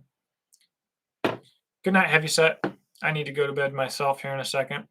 Pink Mist says, Bussy prices have gone up in the last few years. I paid $400 for the nuclear meltdown fusion something heart. In 2012 is 5/16 of an inch thick with a 9-inch blade INFI, so the Hell's Razor is a lot in comparison. I would say that you're probably just looking at inflation. 2012 money is not 2024 money. In 2012, I had a rule that if I spent $1 over $10 for a full meal that was going to fill me up, it better be a steak. I'm still cheap when it comes to eating out because you're paying for something that you're just going to make into a turd. You're literally ingesting your labor and making it into feces to be flushed down the toilet. But regardless, that doesn't work anymore. You go to fast food and it costs me more than $10. I actually don't ever eat fast food, but I have a couple times and it was freaking expensive. I would say the price difference between getting a 5/16 inch thick knife with a 9-inch blade for $400, I think you're mostly looking at inflation. I will say that I thought that Bussy used to be more expensive. But again, it might be my perceived difference in monetary value by time. Also in 2012, I was a lot more poor than I am now. Not that I'm not anymore, but and part of it is definitely that it's coated. And I could have, I think, gotten this with the competition finish or the satin finish or something for an extra $40, and I chose not to because I wanted to test it with the finish and stripped with the corrugation to kind of talk about the differences between the two and whether the corrugated bevels, whether or not I thought that they worked. At this point, I think that was probably a mistake. And at this point, I don't know if the knife's going to make it towards being stripped and continue to be tested because it's already hurting. So I don't know. And I don't know exactly how I feel about this knife yet, except that I know that it has a lot of potential. I love a lot of things about this thing. I've only owned it for like 12 hours, but I'm super like stoked on it. It's a very likable knife, but I'm not happy with the edge, and I'm kind of not happy that but you know what? The other thing, yeah, I twisted it up and everything like that, but it might not have bent from my testing. It might have been a little bit tweaked from when I got it. I probably wouldn't have noticed. The handle scale, it just doesn't matter, guys. I'm being a knife nerd. Like, this knife is meant to go out and be beaten on, and I don't think any of the things that I'm complaining about right now are going to affect that. I want to have this knife forever. Maybe I will have to Joe X it, but I won't Joe X it like Joe X I'll break it my own way, the way that I break knives on this channel. It doesn't happen very often, guys, because it's so much freaking work. But there's so much potential here. I really do appreciate this thing.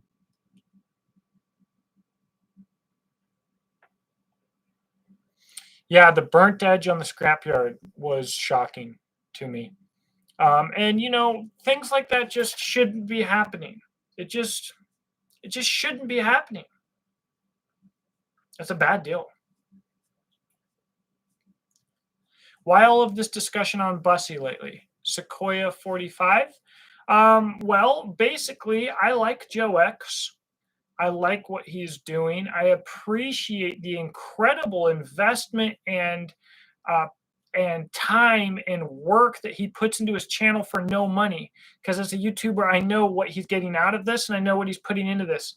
What he's doing is a freaking ton of work, and he's doing it because he's passionate about it, unlike 99% of other reviewers. So even if I don't agree with certain things that he does, I still appreciate the effort out there. So I like him.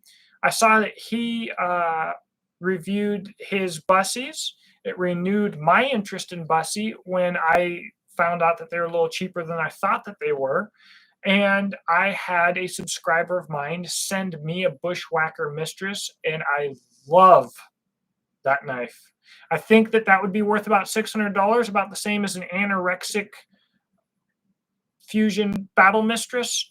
And I would buy an anorexic Fusion Battle Mistress if it was as good a knife as my Bushwhacker Mistress is, performed similarly. I would say that it is worth the money. And I was just talking about value, so that's a big deal. So all of this talk about Bussy, what the Bussy forum guys might not realize is people haven't been talking about Bussy, and now they are, and that's worth so much money. And that got me involved, and I bought this because of how impressed I was with the Bushwhacker Mistress. But we'll see. I'm certainly not as impressed with this blade as I am with that Bushwhacker. What's up, Jimbus? Okay, okay, let's see here.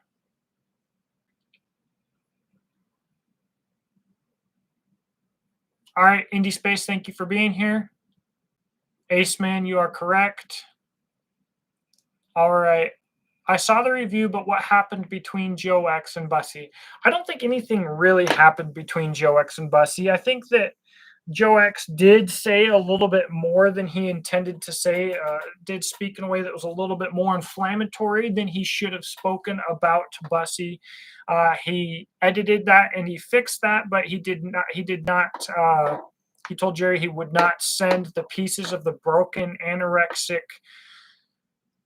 knife back to Jerry. He didn't care about the refund. He's not going to get the refund. He's instead going to send the pieces to me, so I'll do a video on them. That will be interesting. But I don't think that there's a lot between Jerry and Joe X necessarily, or him and Bussy. It's just that they got reviewed by him, and we haven't seen honest or interesting reviews on a Bussy since NOS. I've never seen a knife review video that was real on a Bussy from a channel that mattered. Well, I'm going to say this. I don't know this. I don't think that Jerry invests in influencers. Whether that's a good thing or a bad thing is probably to some degree a good thing, but then the videos aren't out there. Now, I like being a guy that reviews knives that nobody else reviews, like this doggone kukri and kukris and stuff. Like, people watch my channel like, wow, I found knives that I never knew existed. And that's kind of what I do. But YouTube channels don't do that long term because that doesn't get you any viewership. So now you're making videos that nobody's ever going to see anyways. The whole independent YouTuber thing is a weird and hard thing. Independent journalist, that is the core of my respect for Joe. And there's so much data points that I have pulled from Joe's videos that people are not realizing. So I need to do more videos on that as well. But that was a long way to answer a short question.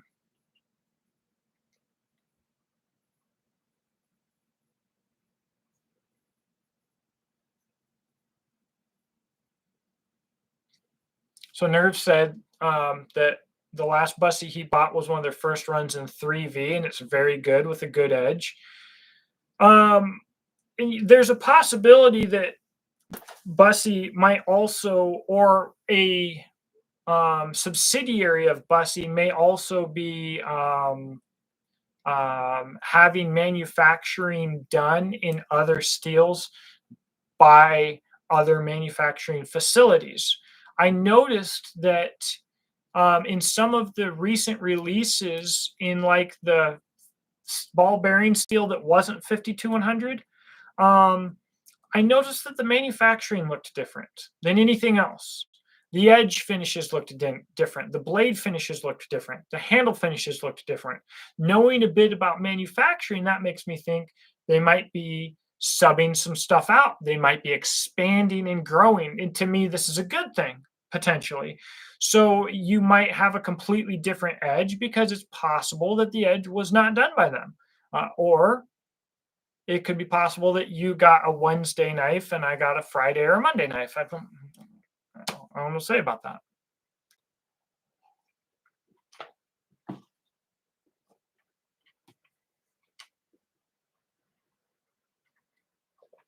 Thank you for being on Come On Sense. I really appreciate it. I think I missed a lot of stuff.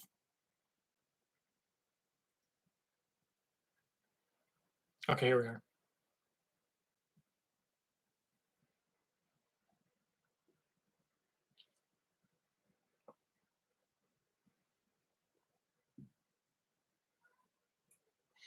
So I don't disagree that the forum people talk negatively about Joe X, but I will say that having a lot of experience in knife cults, the forum reaction to Joe X's videos was not as bad as I would have expected, and actually led me to respect the Bussy forum because I felt that they handled themselves as a whole quite professionally. Now, I do have one or two people in the Bussy forum that I have muted, like Damascus Bowie or something, because they're just morons looking to troll.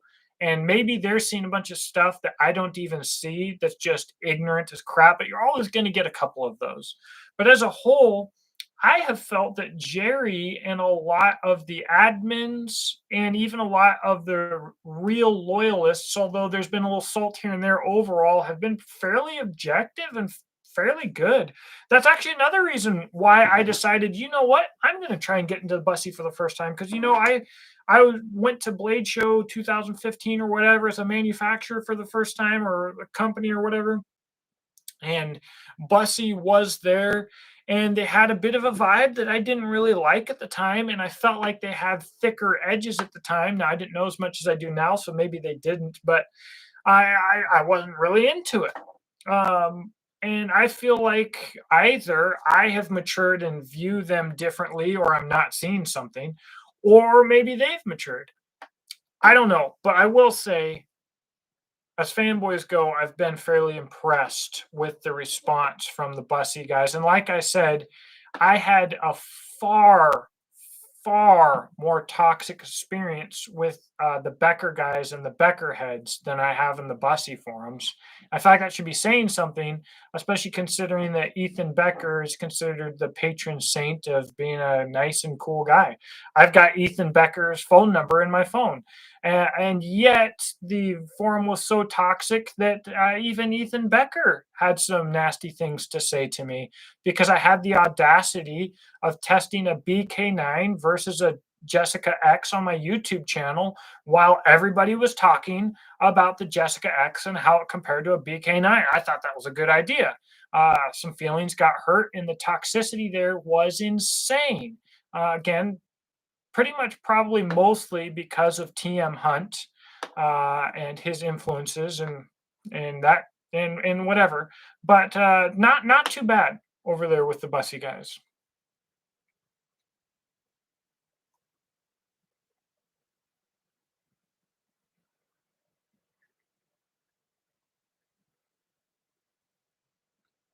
Okay, so Pink Mest said that the Bushwhacker Mistress might be worth more than $600. Now it was given to me. And that is often an embarrassing thing for reviewers to say and something that they are often mocked for. But it was given to me to review, so there is no monetary value to it to me in that I will not sell it. I will review it to the point of breaking it before I'd ever sell it. If someone was like, I'll give you $1,500, I'd have to say no. It'd be nice, really nice to get $1,500 for it, but I'd have to say no because it wouldn't be right. So the chamfered edges are very nice. So I guess the anorexic battle mistress would not have those chamfered edges. Um, but performance wise, at least looking at specs and stuff like that, they look fairly similar. Man, I love that Bushwhacker Mistress is one of my favorite production knives ever. I'm so knife spoiled, guys. Like I'm sitting here swimming in custom knives. I was beating on a knife just the other day in a way that a lot of people would call abuse, and it's $1,000 knife now and a freaking $150 sheath. Just beating the piss out of it, and that's what I do. Like, why? Because I'm retarded. But at least you guys get to see really expensive, fancy, cool knives being thrashed on, right? Check out Diamondback Country Knives. The man is amazing. But don't even know where I was going at this point. Love the love the BWM. The performance is amazing. Just amazing. I might, if Jerry brought the BWM back, I might buy one. I can't really spend that money. I've got other projects that are too important. I can't have all the knives. It's amazing. If they brought the BWM back, I would advertise the crap out of it and tell everybody that I know to save their money and to grab one because it is so freaking good. Gillied Gorilli, glad to have you. We're mostly talking knives. I've been working and shipping mostly. I've got some other stuff I should ship, but it ain't going to get shipped tonight. I've got a gazillion pounds of stuff that will be shipped tomorrow done. So we're going to call it good at a gazillion pounds. So we're just basically talking knives.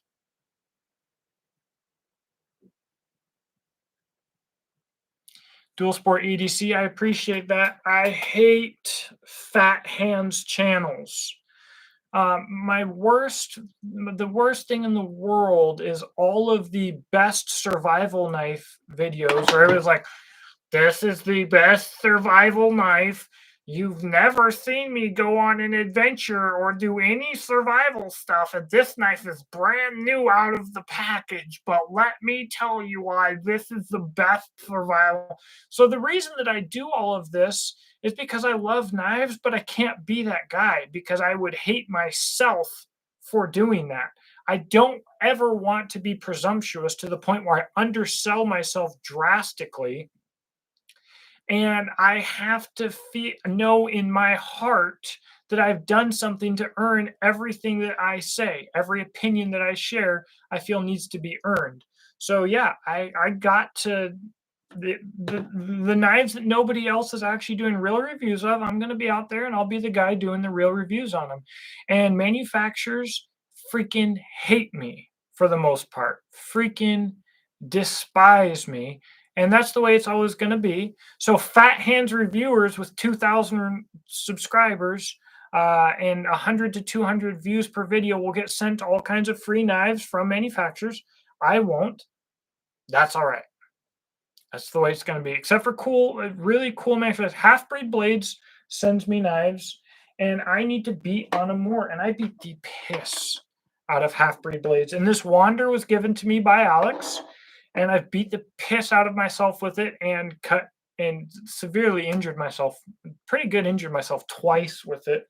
And it'll be getting a 100% down to earth, honest review because I told Alex beforehand when we were first talking, like, if something bad happens, I'm going to share it completely honestly, no matter what.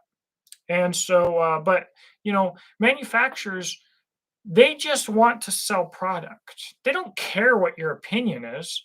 I think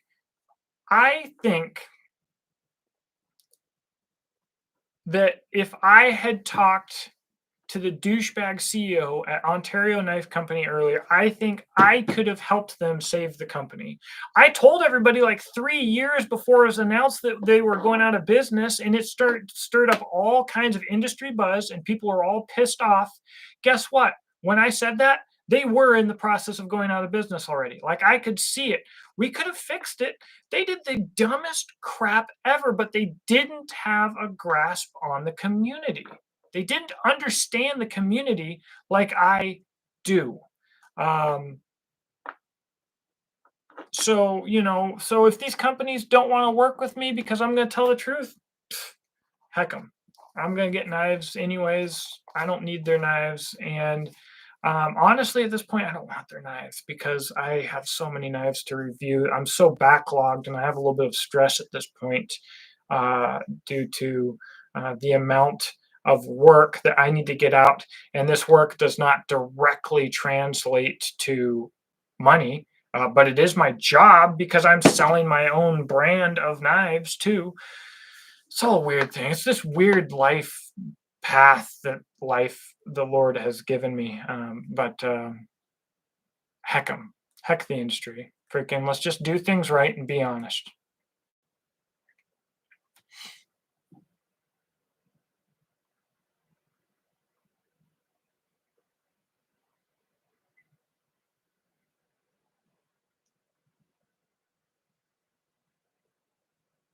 Now, Ace Man said when the bussy is cool, but when it costs $800 and it doesn't perform as well as a $15 more robust, that's a problem. Yes and no. There's so much nuance here. And I'm going to do some videos really breaking down Joe's content in a positive manner because I do respect the guy and respect the content that he's made. But um, there's a lot of nuance that needs to be explained with some things like that. Wait, what? Gillied Gorilli, what was your question? Oh, are you ever going to reignite your R&R videos? I really need to. Sorry that I missed your comment, by the way, the first time. I really need to get back into the R&R. I need to get back to taking some classes. I'd like to go take some classes with Clint Smith. I need to take classes with John Farnham again. I need to get back to tactical response really bad. The R&R concept, I think, will evolve from the bug out videos that I have started doing recently, and that's going to be a series.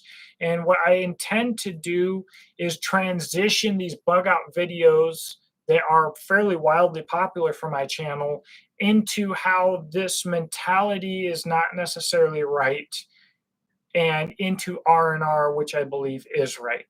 So to answer your question, yes. But I'll say that there has not been much fire under me to do it, so it gets onto the back burner often because I do have all of these knives to review. And I've also had a transition in my channel because it used to be that I made rifle slings, and that was my main way of making a living. And so that made more sense, but I still always reviewed knives because I was just a freaking knife weirdo, fanatic freak. Now that my main job is selling knives and running a knife brand, the knife stuff makes more sense, and the R&R stuff does too. But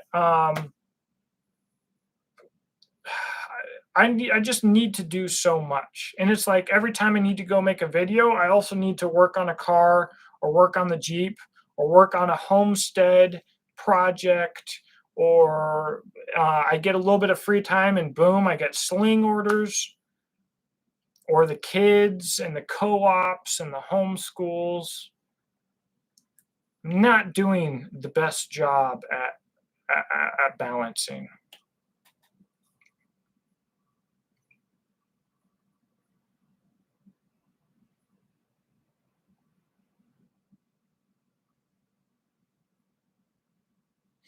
So guys, again, with the cold steels and other stuff, a small blade does not have to be as tough as a longer blade to be indestructible. So, for instance, this Svord Bushcrafter is in 15N20. This is one of the first ones that made it to the country, and I like it quite well, despite the fact that it's so simple. I'm probably going to break this knife, and it's probably going to be a nightmare because I think it's going to be dang near impossible. For one, 15N20 is one of the absolute toughest steels on the market, period, across the board. For two, it's so small. So the amount of force that gets exerted onto it with any amount of impact or prying or anything is exponentially less than something like this. The potential energy there is far, far, far less. And the potential energy there in that is far, far less than something like this. So, these knives could all be the same steel hardened with the same heat treat protocol, and they could have the same spine thickness. But this knife up here could be weak, and this knife down here could be literally indestructible. So it's potential energy there. So the cold steels, I think, that have done really well were the smaller cold steels. Now, I don't think the Frontier Bowie, their bigger cold steel that's a little more expensive, did all that well. It's a 1080 high carbon, and when he says that the tip didn't break, it just kept going left and right and going left and right. The thing's not even freaking heat treated. It's like freaking annealed, not even hard. It's not going to hold an edge. It's junk. And I took screenshots when he did the grain structure, of course. It's junk. So, and I think that, I don't think Joe X, I could be wrong. I don't think Joe X has done like a Trail Master or the Kukri or something, but I have a feeling that their performance would be far more lackluster. But the thing is, the smaller knives don't have to be as good. They don't have to be as tough because there's less potential energy there. So they can be cheaper, and you just give them a little bit of extra edge thickness, and generally speaking, your cheap steels are incredibly tough anyways. Bada bing, bada boom. Joe X, it's going to last longer through his destruction tests. But it's not it doesn't directly correlate to quality or value.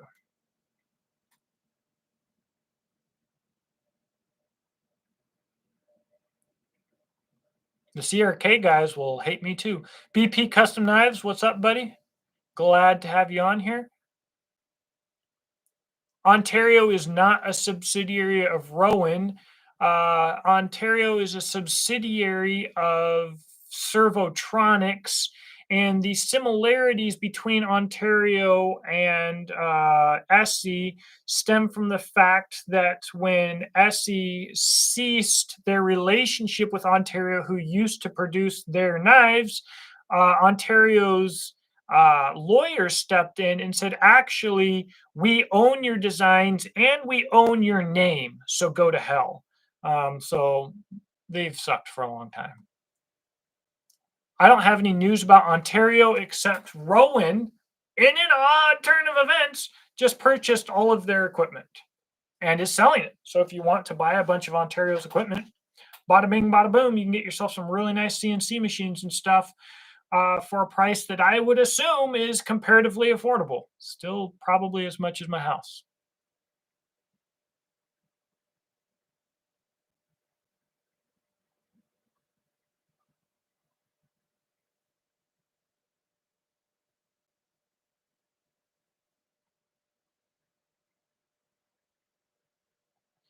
So Polydactyl Production says the Rat and the SE Avispa were hard fails.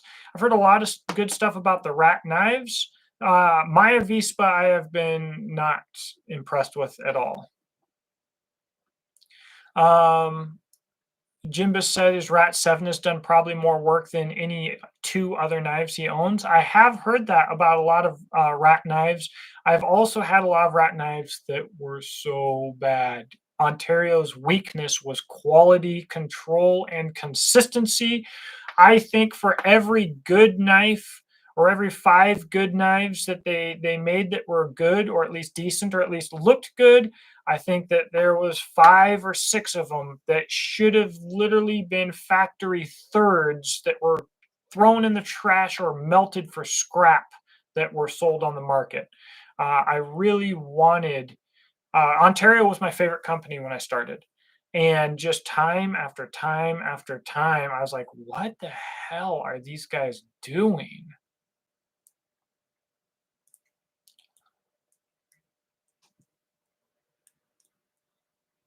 Oh, Pink Mist said that they're 100% in-house. No, they're not. Not all the subsidiaries, at least.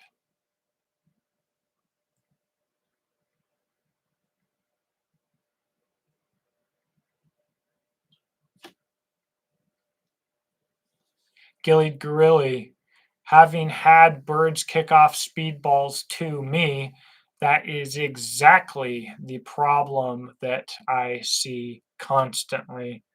Uh, and you know what?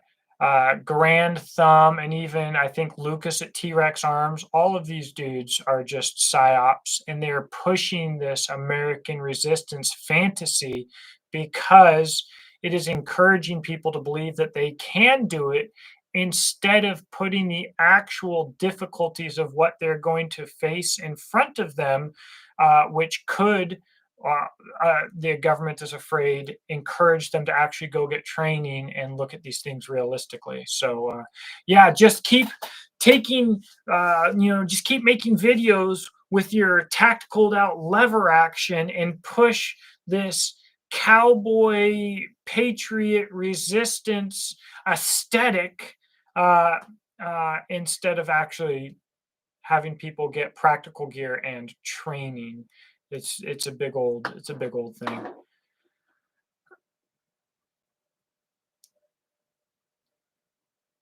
Yes, the primitive bear knives Hunter's EDC and ADC RV2 is an amazing knife, and it's one of the only ones that gets pocket time in my pocket almost as much as one of my own knives. Freaking love it. Having an ulti clip, it goes in my pocket all the time. ADC RV2 is fantastic. Pink Mist, glad for having you. Glad that you are on here. I appreciate you.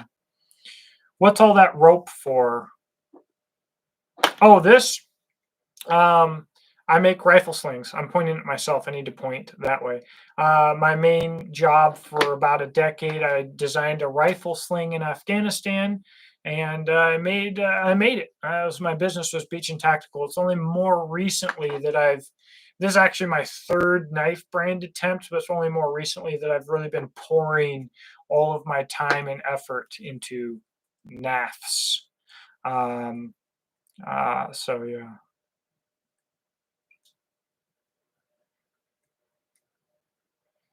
Polydactyl Productions missed what I said. What did I say?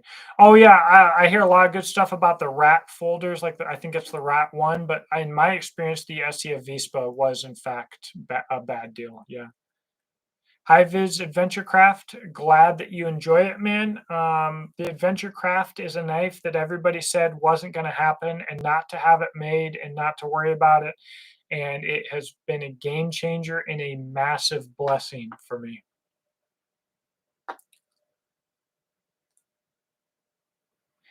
Jimbus said that also got lemons from Ontario. He got a knife with half the bevel missing. I've had that happen multiple times. This is a third factory warranty replacement knife from Ontario that still had a bad heat treat and broke the tip when it shouldn't have, and still wasn't right. So yes, Ontario.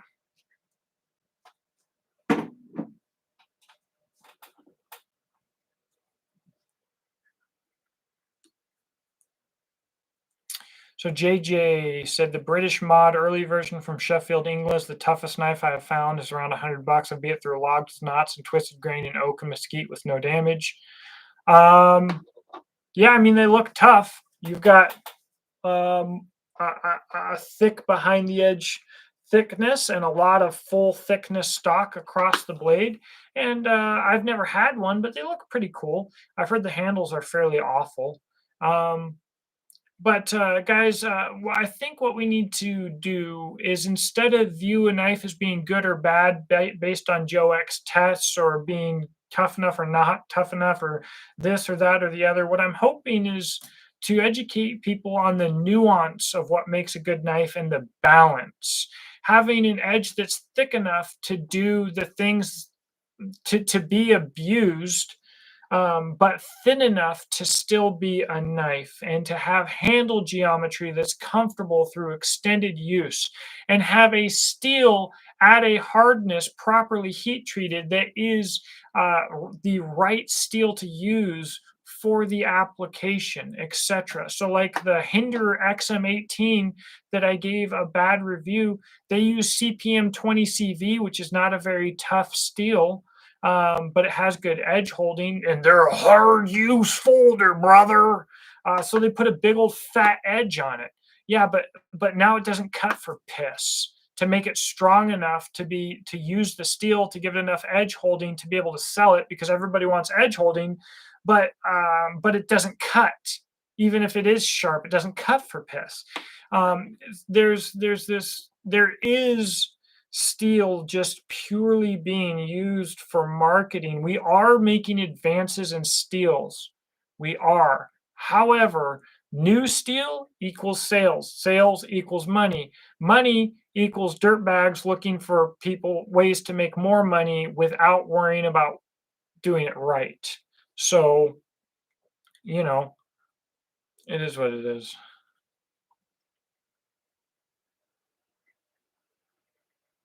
Yeah, I think the Jari Pucos are a good deal.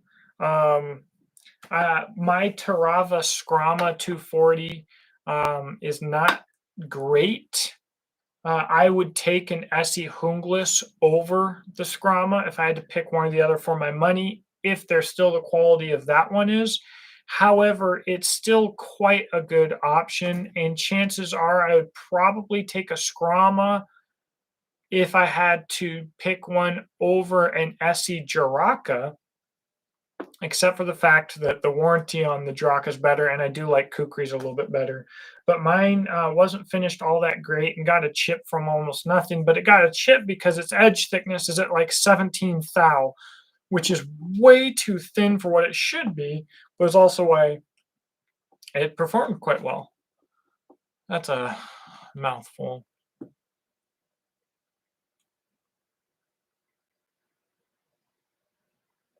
I'm surprised that they offered to grind down a Rat 2 and send it back since they make it in Taiwan.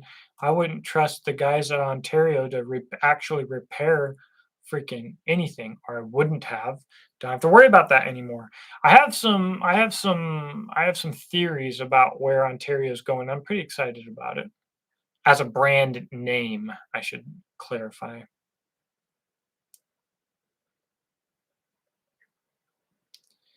The great thing about the SHOT Show version of the Benchmade bailout, they use 3 Venus thin stock knife, .09 stock. That's fantastic, but to hell with the commies at Benchmade, and they do a lot of things awful. But that doesn't mean that they don't do a lot of stuff good. They do a lot of stuff well too, and that's probably one of them. The Hunglis and or Jungle Ass, if you will, from my old videos, and the Silky are what I camp with. Best combo ever for Eastern woodland camping wood processing. I would feel so confident going out with a Silky and a Hunglis. And typically, if I get to pick everything that I want, I'm going out with a Silky and a blade like a Hunglis. I would choose my Diamondback Country Knives over the Essies because it's an amazing, amazing freaking knife. But it's a custom knife that's also very expensive. But if whether anything that I'm taking though, it's gonna be somewhere in between something like a BK9, a Hungless 2, or a Hungless, and a Silky, and rock and roll with it. That's where I'm at right there with you, man. Jimbus, bring the RD line back, please. Rowan, please be bringing the RD line back. That would be amazing. Sequoia says the Hungless is their next purchase. It's good. It's a wise purchase. It's a fantastic value for the money.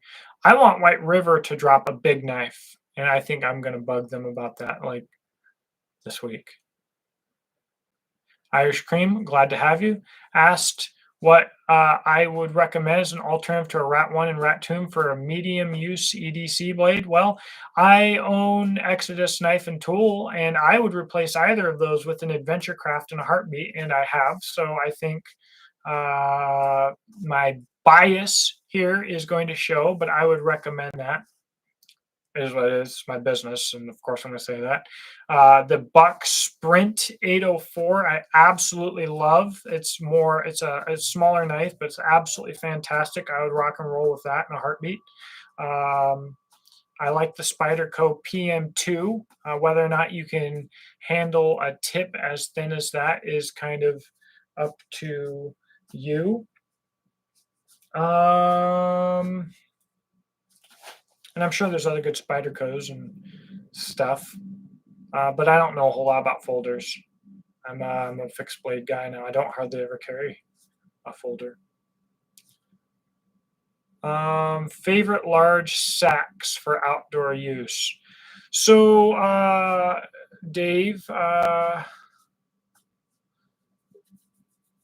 what you mean by a large sacks depends. I only think I have 2 sacks, and that would be the Verustaleka Scrama 240 and the Scandinavia Protector 130 EDC. So some people would consider the Scandinavia to be a large knife. I don't. I would prefer the Scandinavia fit and finish wise and everything else wise over the Scrama. But if you need a Scrama, you need a bigger knife. Would the Smilodon count as a modern sax? Probably not. But I would pick this over the, I think over the Scrama in a heartbeat, I think.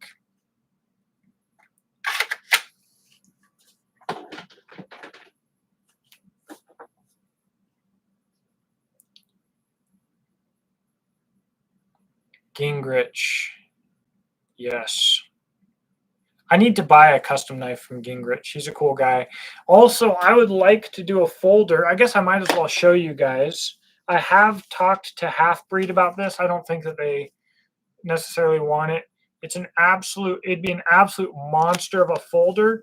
And if I can get this made, maybe by Fox or something like that, I would like to find a way to make this or see it made with Justin Gingrich's Delta Lock. It'd be sweet. Freaking sweet.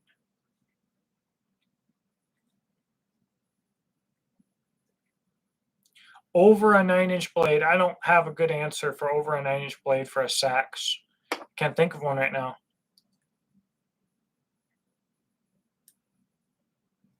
Jungle Axe. It's silky. Rock and roll. It's the way to go. Top Storm Vector. I am familiar. I have not used one. Miller Brothers. Bayonets. Still useful for rifles. No. They're cool. I've got one back here. But, like, if I was a soldier, would I even carry one? Nah. We don't fight with pole arms anymore.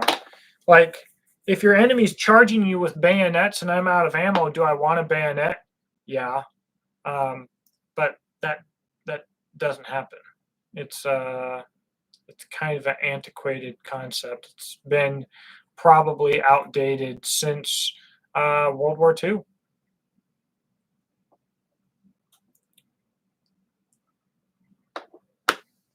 Armor knives, about my folder. I'm not familiar with Armor knives, but I'm going to write that down on my hand like a ghetto so that I don't forget.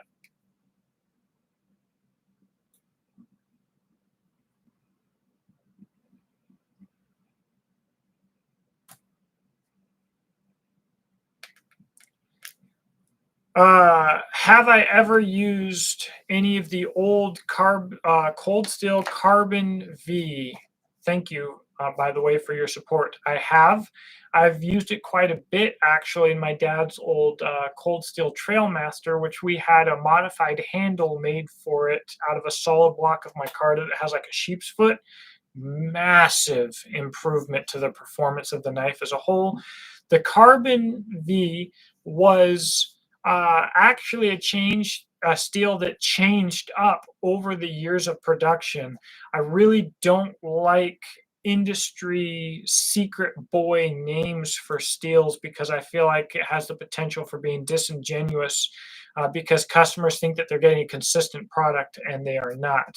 But generally speaking, as I understand it, Carbon V was 170-6C Sheridan or 52-100 or similar steels like that. And they are fantastic, especially 52-100. 52-100 might be one of the most well balanced knife steels, high carbon knife steels that exists, with toughness that's something like double the toughness or triple the toughness of 1095 with like double the edge holding. It's absolutely fantastic, and I really wish that Cold Steel would do more American-made knives. They just released one made by White River Knife and Tool. I think I remember it being in S35VN, but maybe it's MagnaCut.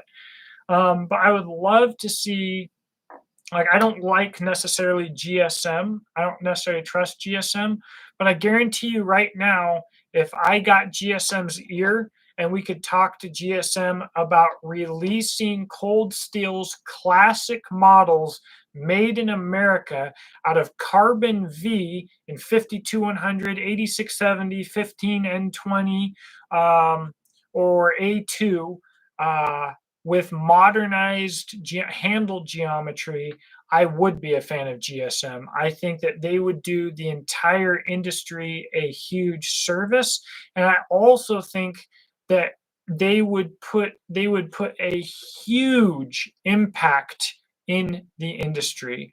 So it's a pipe dream. My first knife that I ever purchased for myself, I believe I was 6 years old. I went to Sportsman's Guide, I think, in Tacoma, Washington at 6 years old with lawn mowing money. And I bought myself a Cold Steel throwing knife in 1055 with a paracord wrapped handle. And for Christmas, my dad took it down to Blade Tech, which is just down the road, and had they're one of the first people using Kydex, and had them make a Kydex sheath for it. And I wish I could find that knife and sheath so badly. Okay. Thank you very much, Sean, by the way. Okay. So yes, I have a bayonet for my Mossberg 590. I have the OKC3S Marine Corps bayonet. Manufacturing is that's absolutely. I used to buy and sell those, and the things that I saw that passed QC on those were atrocious. But sometimes a lot of them were really good. But in general, it's probably the most usable bayonet that has been issued to our military in modern history. Still leaves a lot to be desired, but it's fun. It's definitely fun. If we were to do like some zombie stuff, get into some freaking fantasy fiction type stuff, I could see rolling with it for sure. Good night, Sequoia. Thank you for having you.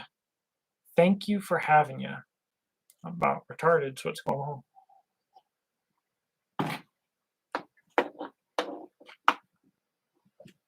Good night, Dave.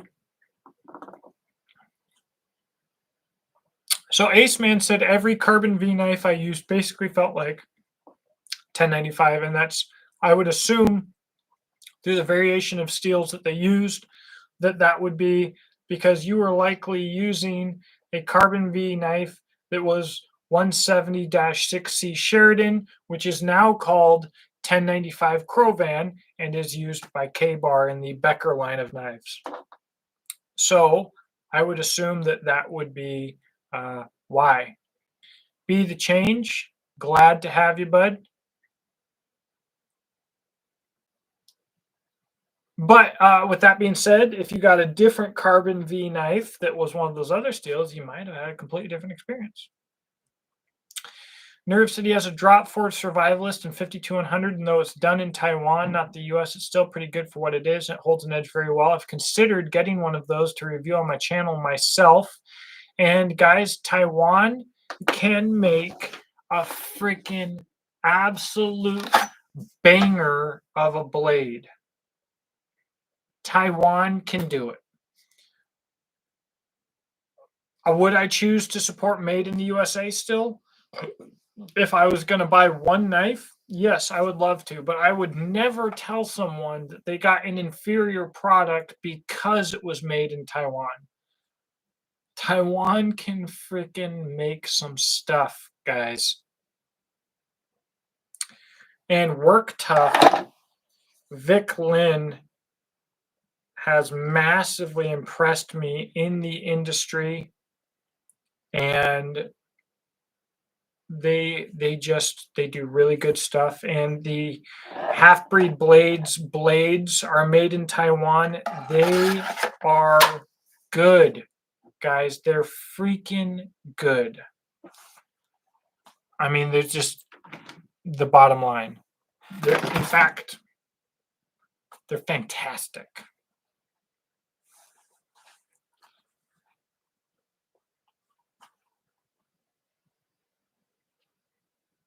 YouTube Live on YouTube TV. Rock and roll, Scoot.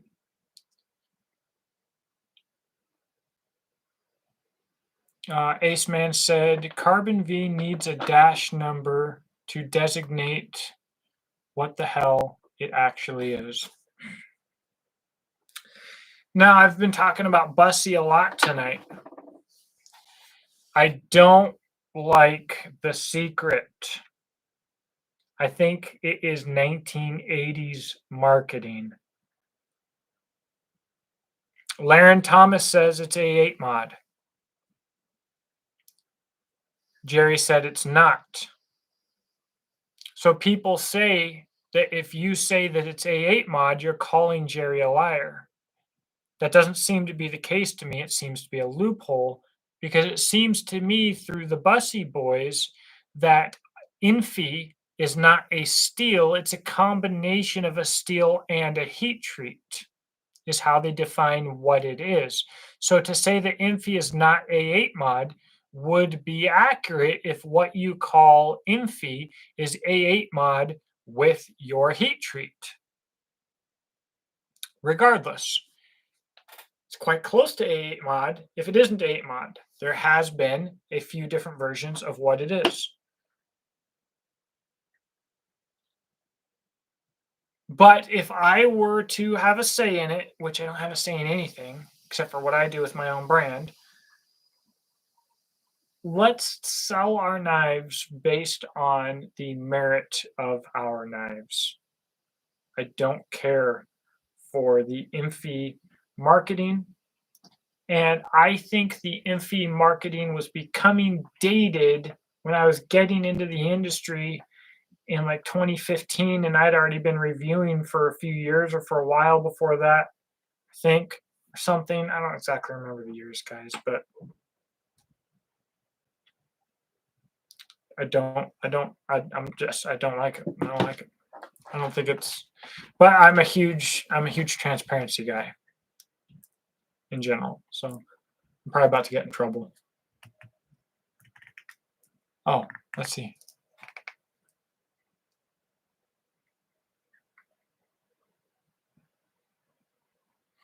So someone said they did a 90-degree flex on an old Recon Bowie, but you weren't there.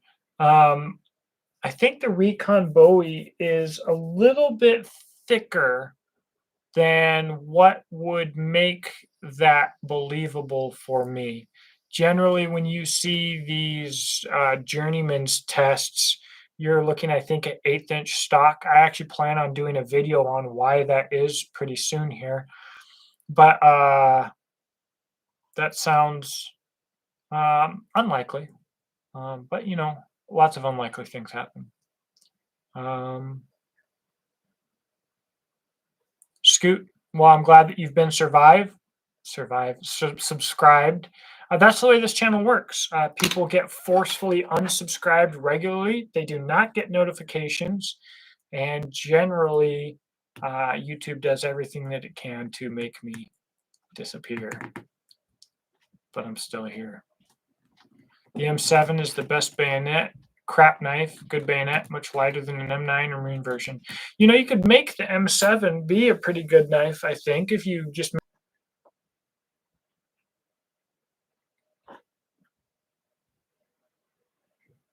Infy isn't on any reputable steel analyst charts. According to Laren Thomas, Infy is A8 mod, which is on knife charts, but it is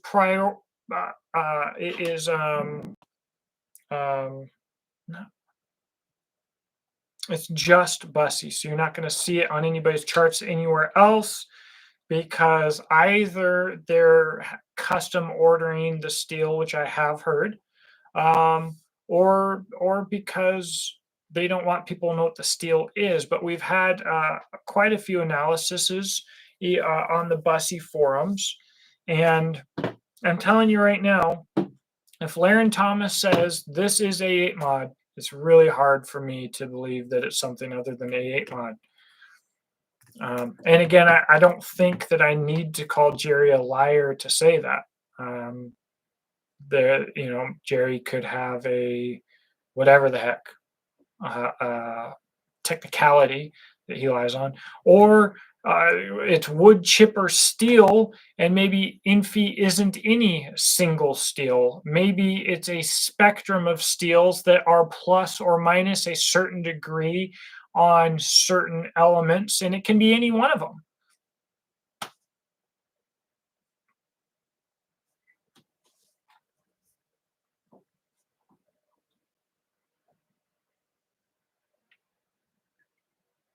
Infy Carbon V was amazing, but how would you know if you were buying the good version, and why do you need? That's why you need dash numbers. Yeah, but again, if we're going to name a steel, let's just have consistency. Fun fact, trivia fact for me and my knife history. Originally, I wanted to have a brand with 2 steels, a stainless and a high carbon, and I wanted to use ADCRV2, but I originally thought of branding it as Cro-Magnon or Cro-Magnon, something with a V, because, and then I wanted to do a stainless, and I was going to call it Infinite with INFI capitalized, because I thought I was so edgy and clever. Maybe I'm the first person that ever thought of that, but I doubt it. It would be pretty cool though, and it would be pretty funny. It would be nice, but it would be pretty funny.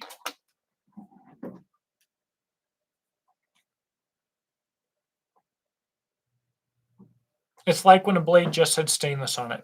Bingo. Surgical stainless. Bingo. 440C. Bingo.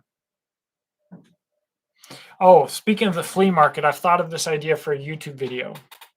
I go to a flea market, to the knife booth. I have someone recording me, of course, and I have a mic.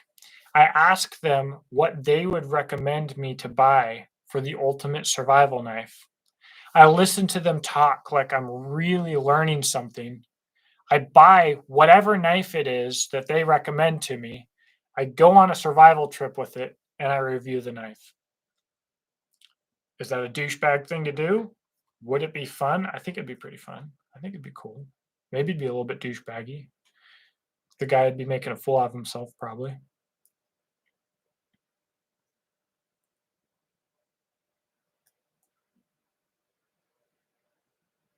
Yeah, the hollow handle survival knives. UFOs, what's up, buddy?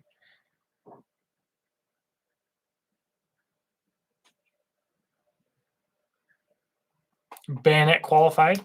Now, I think technically every Army infantryman almost could technically wear that badge because we got bayonet qualified in basic.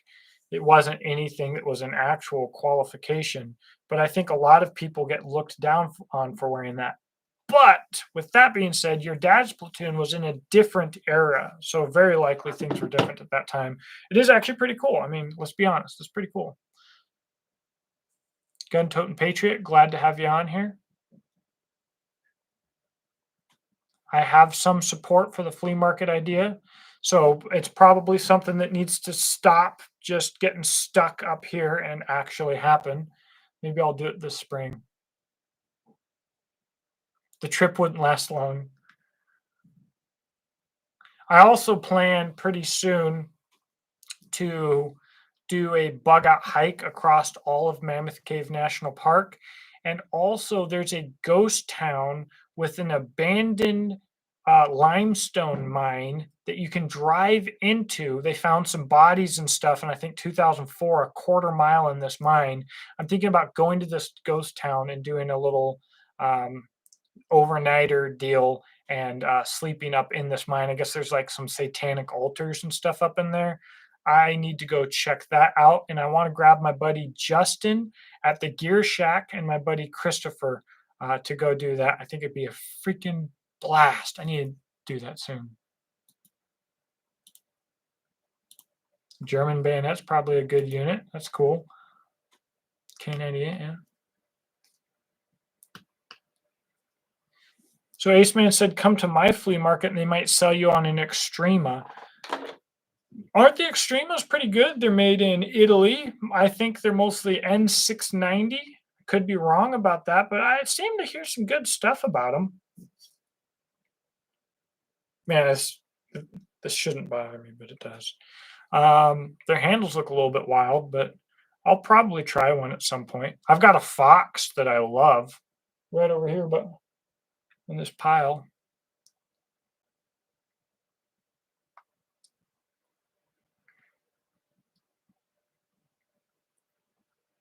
Yeah, I would for this ghost town and mine trip. I would certainly be well armed. I'm always strapped no matter where I go, but I'd have an AR with me. And ideally, I'd have two other guys with me or one other guy. And one of the other guys is also a gun guy, and he's also a light guy. So if we can't run out of light, and I've got enough firewood for fires, we'll have the firepower. It sounds like a good time. I'm pretty stoked on this adventure. It's going to happen. It's probably going to be my next adventure, hopefully in the next couple of weeks. It'll probably be a 3-day deal. So you've got a flea market guy, one with Essie and Spyderco and good stuff. That's amazing because all of our flea markets just have crap. If like they have a good knife, it's like the SOG Seal Pup, and it's like they'll have it like up on a stand, like it's a grail, like, oh, this is the knife that the Navy SEALs use. They're not made in Siki City, Japan anymore, I don't think. I think they're made in Taiwan now. Made out of vibranium and communist bones. My flea markets apparently just suck.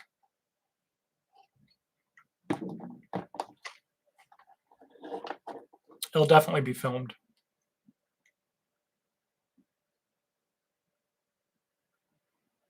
Well, guys, I should call it a night. Probably going to get in trouble as it is. I have thoroughly enjoyed myself tonight. Jimbus, Rough Rider, Frost Cutlery, Rambo blades, and lots of Pakistani Damascus. That's what mine look like.